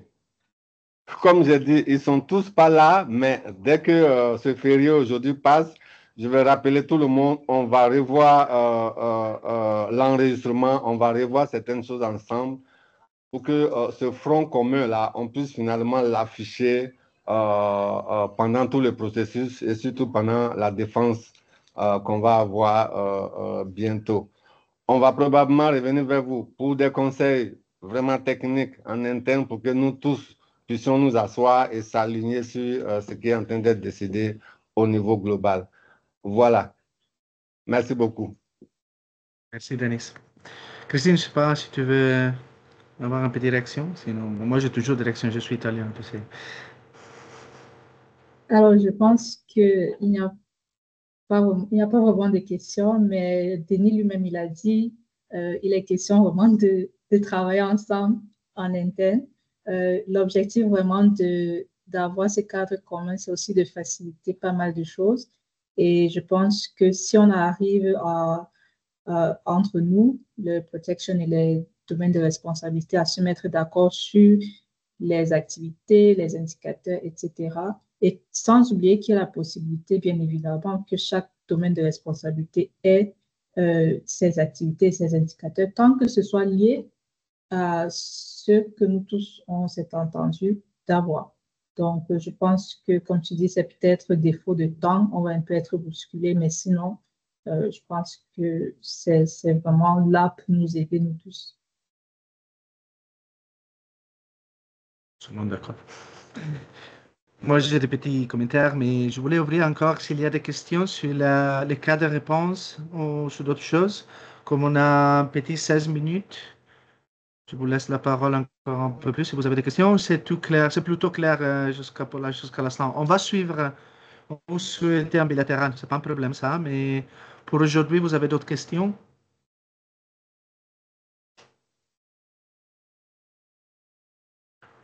Je ne vois pas de mains. Denis? Oui, petite question. Je crois que le cadre, il est bien établi. Si on réussit à s'entendre dessus, à s'aligner en termes d'activité et autres, je crois que les choses vont super bien marcher. Sur les calculs des coûts des activités, comme vous savez, on a des activités communes, protection et EOA. Quand je prends tout ce qui est gestion des cas, quand je prends tout ce qui est prise en charge psychosociale, des choses comme ça. L'idée, c'est toujours pas une question, mais c'est tout un travail interne sur lequel vous allez nous aider pour que on ait quelque chose qui soit aligné, qui soit pas assez discutable quand on va faire la défense, par exemple, où on va projeter protection en gestion des cas, $2, GBV, $5, ici $4. Voilà, donc c'est c'est tout ça que, franchement, nous, on va travailler dessus avec votre appui. Merci. Merci beaucoup, Denis. Eric? Merci Francesco, merci Christine pour la présentation et également pour ce cadre harmonisé. Ma question concerne en fait la flexibilité de ce cadre. Vous savez qu'avec les exercices de priorisation que nous avons eu cette année, il y a certaines opérations comme la RDC aussi qui, dans le cadre de réponse 2025, a dû prioriser en fait certains types d'activités également. Est-ce que pour le processus à venir, s'il y a des activités que nous avons priorisées et qui n'existent pas dans le cadre harmonisé, est-ce que il est flexible que en fait le niveau global puisse l'intégrer ou bien aussi voilà, voir comment aussi apporter une reformulation à cette activité-là. À vous. Merci. Christine, tu veux répondre ou je réponds moi à cette dernière question d'Eric?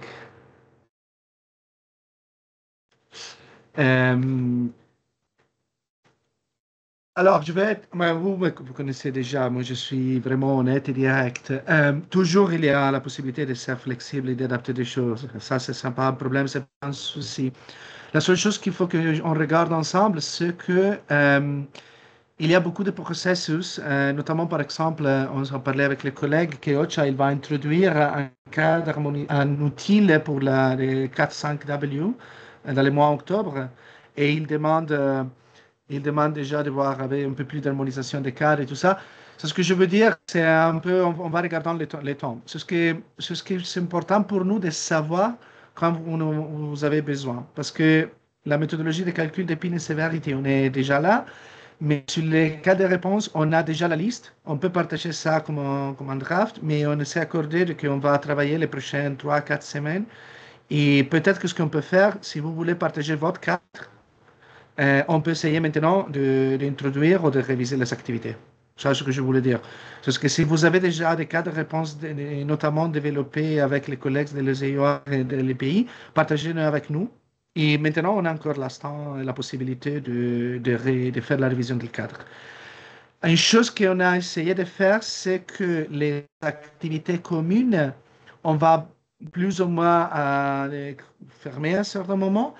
Mais après, maintenant, dans la liste, on a une indication de moins 500 activités où il y a, nous, on a utilisé déjà, moi personnellement, j'ai utilisé 15 4-5W de différents pays et il y a beaucoup, je pense qu'il y a beaucoup plus tôt, c'est plutôt tôt là. Mais envoyez-nous votre cas de réponse et on va réviser ça. Ça, c'est une autre chose que vous voulez partager avec vous aujourd'hui. Tout ce que vous avez, déjà développé, partagez avec nous parce qu'on est en train de terminer la méthodologie et tout ce que vous avez, on peut l'incorporer direct. Eric, c'est encore la main d'avant ou tu as une autre question? Ah, désolé, c'est la main d'avant, désolé. Christine, tu veux ajouter quelque chose sur celui-là ou on prend d'autres questions? Non, ça va, Francesco, on peut continuer. Merci. Bruno? Si je prononce bien, je prononce à l'italien. Mais si un Italien ne prononce pas bien Bruno, il y aura problème. Hein? Ok. Merci beaucoup, chers collègues. Très intéressant de voir toute cette harmonisation que nous espérons s'appliqueront effectivement sur le terrain.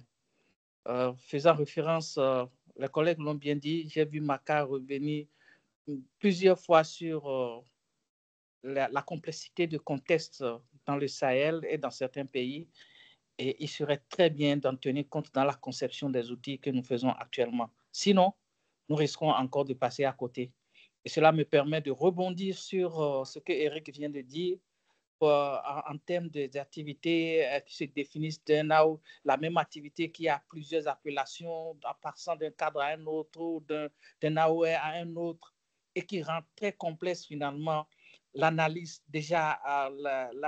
puisque la mise en œuvre des activités sur le terrain, ça existe. Mais quand on va faire l'analyse, vous allez voir que c'est la même activité. Et du coup, les indicateurs se retrouvent faibles dans la mise en œuvre, dans la réalisation ne donnant pas réellement les efforts fournis.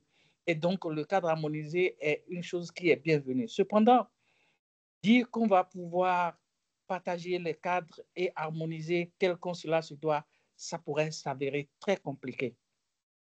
Et ma suggestion serait de respecter le cadre harmonisé qui est défini et qui tient largement compte des différents contextes et des différentes approches, mais de laisser la latitude maintenant de définir des sous-groupes au niveau des pays pour permettre de définir les analyses à des niveaux hiérarchiques supérieurs ou en descendant, en restant au niveau de chaque pays, au niveau des contextes, parce que ce qui est appelé A au niveau du Burkina Faso, le gouvernement peut dire, je ne veux pas que ça s'appelle A, je veux que ça s'appelle plutôt C ou D. Et nous n'avons pas de choix. Il s'agit pour nous, notre objectif, c'est de sauver des vies, c'est de nous assurer de la protection d'un certain nombre de personnes. Donc, quand les considérations politiques viennent s'en mêler jusqu'à un certain niveau, ça devient extrêmement difficile. Ou vous vous montrez rigide et donc vous n'allez pas pouvoir atteindre vos objectifs, ou vous vous montrez flexible et vous vous adaptez pour atteindre vos objectifs, tout en gardant à l'esprit que notre seul objectif c'est de pouvoir assister ces personnes à réellement retrouver la dignité et à retrouver la résilience. C'est ça notre objectif. Quelle que soit la forme, sauf les lignes rouges qui sont définies, et ces lignes rouges commencent par être brisées, rien que par les dimensions que ça prend et les contextes régionaux dont il faut réellement tenir compte. Ce sera tout mon plaidoyer au niveau de tout ce qui se met en place dans le cadre de la programmation. Il est bien d'avoir les cadres harmonisés, mais il est bon aussi de garder ces cadres harmonisés à des niveaux hiérarchiques qui donnent une certaine flexibilité sur le terrain pour permettre de s'adapter au contexte et répondre adéquatement à ce qui se passe. Parce que vous n'êtes pas sans savoir, nous le savons tous, que même au sein des clusters, on parle de AOR, on parle de ceci, et tout le monde veut s'arroger une certaine responsabilité. C'est de cela qu'il s'agit. S'arroger la responsabilité, c'est bien, mais nous devons nous mettre encore plus ensemble pour aller dans un sens bien défini et tenir compte de tout ce qui se fait maintenant comme restructuration. Merci beaucoup. À vous. Merci, Bruno. Genema? Oui, je crois que je vais juste appuyer un peu ce que Bruno vient de souligner. Donc, moi, j'aimerais juste savoir, compte tenu de l'harmonisation et tout ce que vous êtes en train de faire, vu qu'il y a le, comment ils appellent, Humanitarian Reset. Donc, est-ce que vous avez tenu compte de ça également? Parce que ici, par exemple, en Afghanistan, il s'avère qu'ils veulent supprimer l'AOR. Donc, normalement, nous, on n'a actuellement que 6 mois pour que... c'est-à-dire, il n'y aura plus d'AOM, donc ce serait le working group, et ce working group sera under protection cluster. Donc, et à travers ça encore, on doit aussi, comment dire, être lié aussi à BHN qui est Humanitarian Based Need. Donc, bon, bref. En tout cas, est-ce que vous avez tenu compte du renouvellement aussi de l'Humanitarian Reset? Est-ce que vous avez mis en place certaines stratégies pour aussi pouvoir, c'est-à-dire dans votre harmonisation des activités? Donc, voilà. Bon, over to you en anglais, français. Over to you. OK. Merci, Geneva. Il y a d'autres questions urgentes, sinon pour vous laisser que vous avez resté là 2 heures. Macan, c'est toujours toi, allez. Non, je pense que les collègues, ils ont bien capturé en réalité les points. Oui. La raison pour laquelle j'ai posé la question de l'impact de la nouvelle structuration, c'est-à-dire de ces nouvelles réformes-là, surtout sur l'ensemble du processus. Parce que les collègues, ils ont donné de façon bien capturé ce que là où je voulais en venir, parce qu'aujourd'hui, on voit déjà l'impact, en tout cas, de cette coupure budgétaire. Ne parlons même pas de tout ce qui se passe au niveau global, sinon au niveau terrain même. On voit que la mise en œuvre de certaines choses pose réellement problème parce que la capacité, en réalité, la structure dont on a besoin pour pouvoir opérationnaliser certains de ces éléments-là, aujourd'hui, sont vraiment affectés. Donc, peut-être qu'à vous pourrez être peut-être ces voies privilégiées, en tout cas, pour pouvoir nous élaborer un peu plus sur, nous édifier un peu plus sur, en tout cas, l'impact que tout ça peut avoir de la planification 2026. Merci. Merci, Makan. Marie, tu voulais ajouter quelque chose? Oui, mais après, j'ai baissé la main. C'est à la suite vraiment de ce que les collègues ont dit tout à l'heure. Je ne sais pas si vous êtes au courant qu'avec les réformes qui se font au niveau étatique, l'État burkinabé est en train de rentrer dans une nouvelle dynamique de définition même des thématiques d'intervention.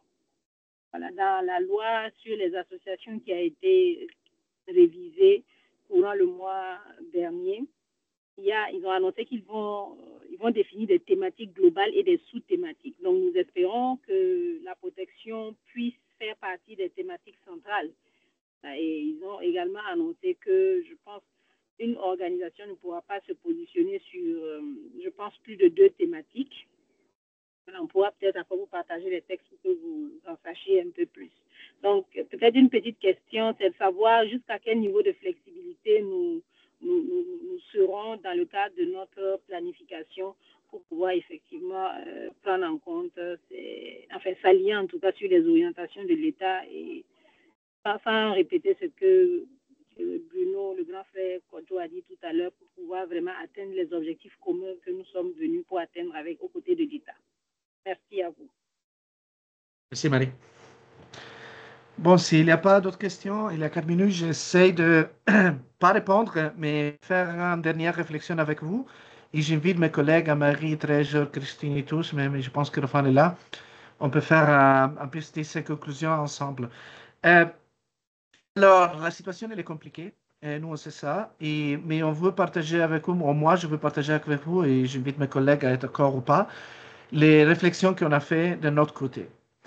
La réflexion, c'est qu'on est en train déjà de voir une réduction complète des ressources qu'on a pour faire tout ce travail de IAM analysis et même les ressources et les capacités de notre partenaire de suivre tout ça. Ça, c'est une condition qu'on a vue et on pense qu'on ne va pas améliorer les prochains mois et même pas l'année prochaine. La deuxième chose qu'on a vue, la réponse, si on a tenu en compte l'humanitaire et ce qui passe, la réponse est oui.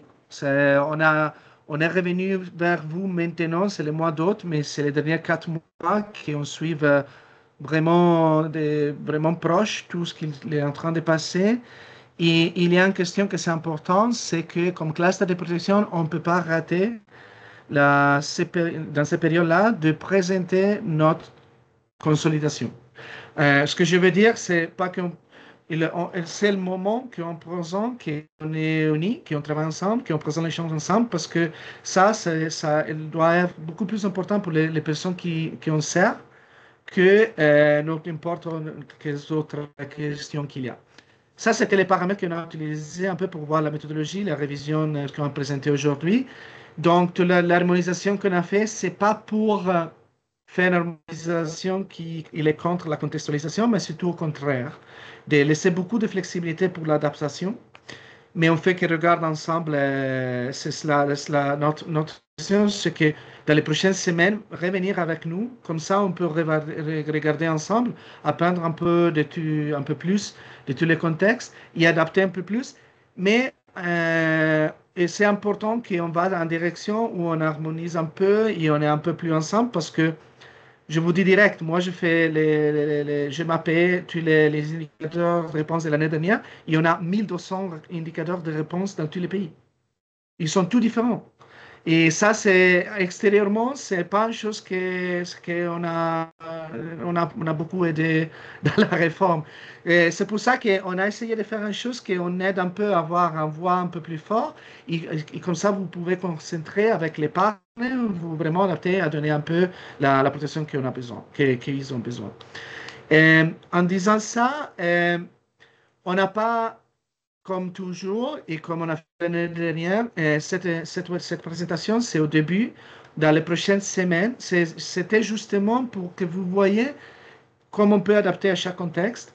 On vous invite à revenir sur nous, parce que comme Bruno l'a dit, ce que c'est important, c'est qu'on donne la protection et qu'on est beaucoup plus flexible à faire les choses. Et la seule manière pour faire ça, c'est qu'on maintienne un peu la conversation dans les prochaines semaines. De notre côté, l'équipe que vous avez vue aujourd'hui, moi, Marie, Christine, Trésor et Rafa, Nous, on travaille très bien ensemble et dans les prochaines semaines, on va travailler comme une équipe. N'importe si vous allez demander de soutien à les classes de protection ou à les collègues de protection de l'enfance ou des logements ou des GBV, vous allez obtenir les mêmes soutiens, les mêmes informations et tout ça. Et ça, je pense que déjà, il dit beaucoup de notre objectif de travailler ensemble. Et on espère que vous allez suivre la même logique de les prochaines semaines et tout ça. Nous, on sait ce qui passe autour de nous, mais c'est important qu'on va dans cette direction. C'est pour ça que je ne réponds pas direct à des choses, mais en conclusion, de mon côté, on va partager la présentation. On va partager probablement des documents un peu plus détaillés sur cette chose. On va noter des questions que vous avez posées et on va revenir sur vous. Et après, comme je vous ai dit, on vous invite à partager avec nous tout ce que vous avez déjà développé dans le pays. Si vous avez des ciblages, des méthodologies de ciblage, des réponses et tout ça, partagez avec nous et on va tenir tout ça en courant les prochaines semaines. De mon côté, c'est ce que je voulais dire et conclure. Je vous mis les prochaines étapes dans la dernière diapo. Comme vous voyez là, l'idée c'est qu'on va faire de nos mieux pour nous adapter pour les spéciaux de 2026 et on va déjà harmoniser un peu, mais l'idée c'est qu'on apprend ensemble pour une meilleure méthodologie et approche et travailler pour l'année prochaine. Et je m'arrête là, comme toujours j'ai trop parlé, mais Anne-Marie, Christine et Trésor, je laisse la parole à vous pour un dernier mot.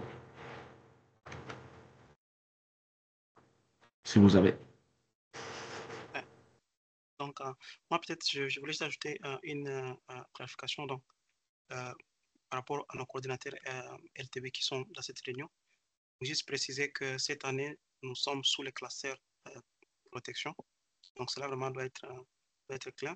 Maintenant, l'année suivante, donc c'est là maintenant où les discussions sur la possibilité pour les LTB d'émigrer vers un nouveau cluster vont continuer. Mais cette année, nous sommes sous les classeurs protection. Merci.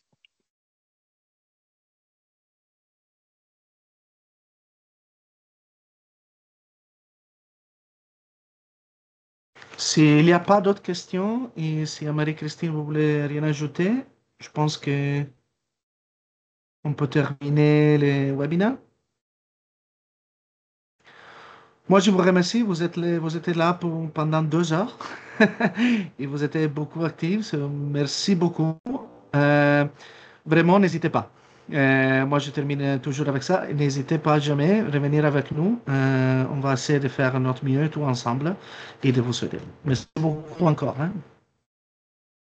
Et bonne journée. Merci à tout le monde. Merci à tous. Merci beaucoup. Bonjour à tout le monde.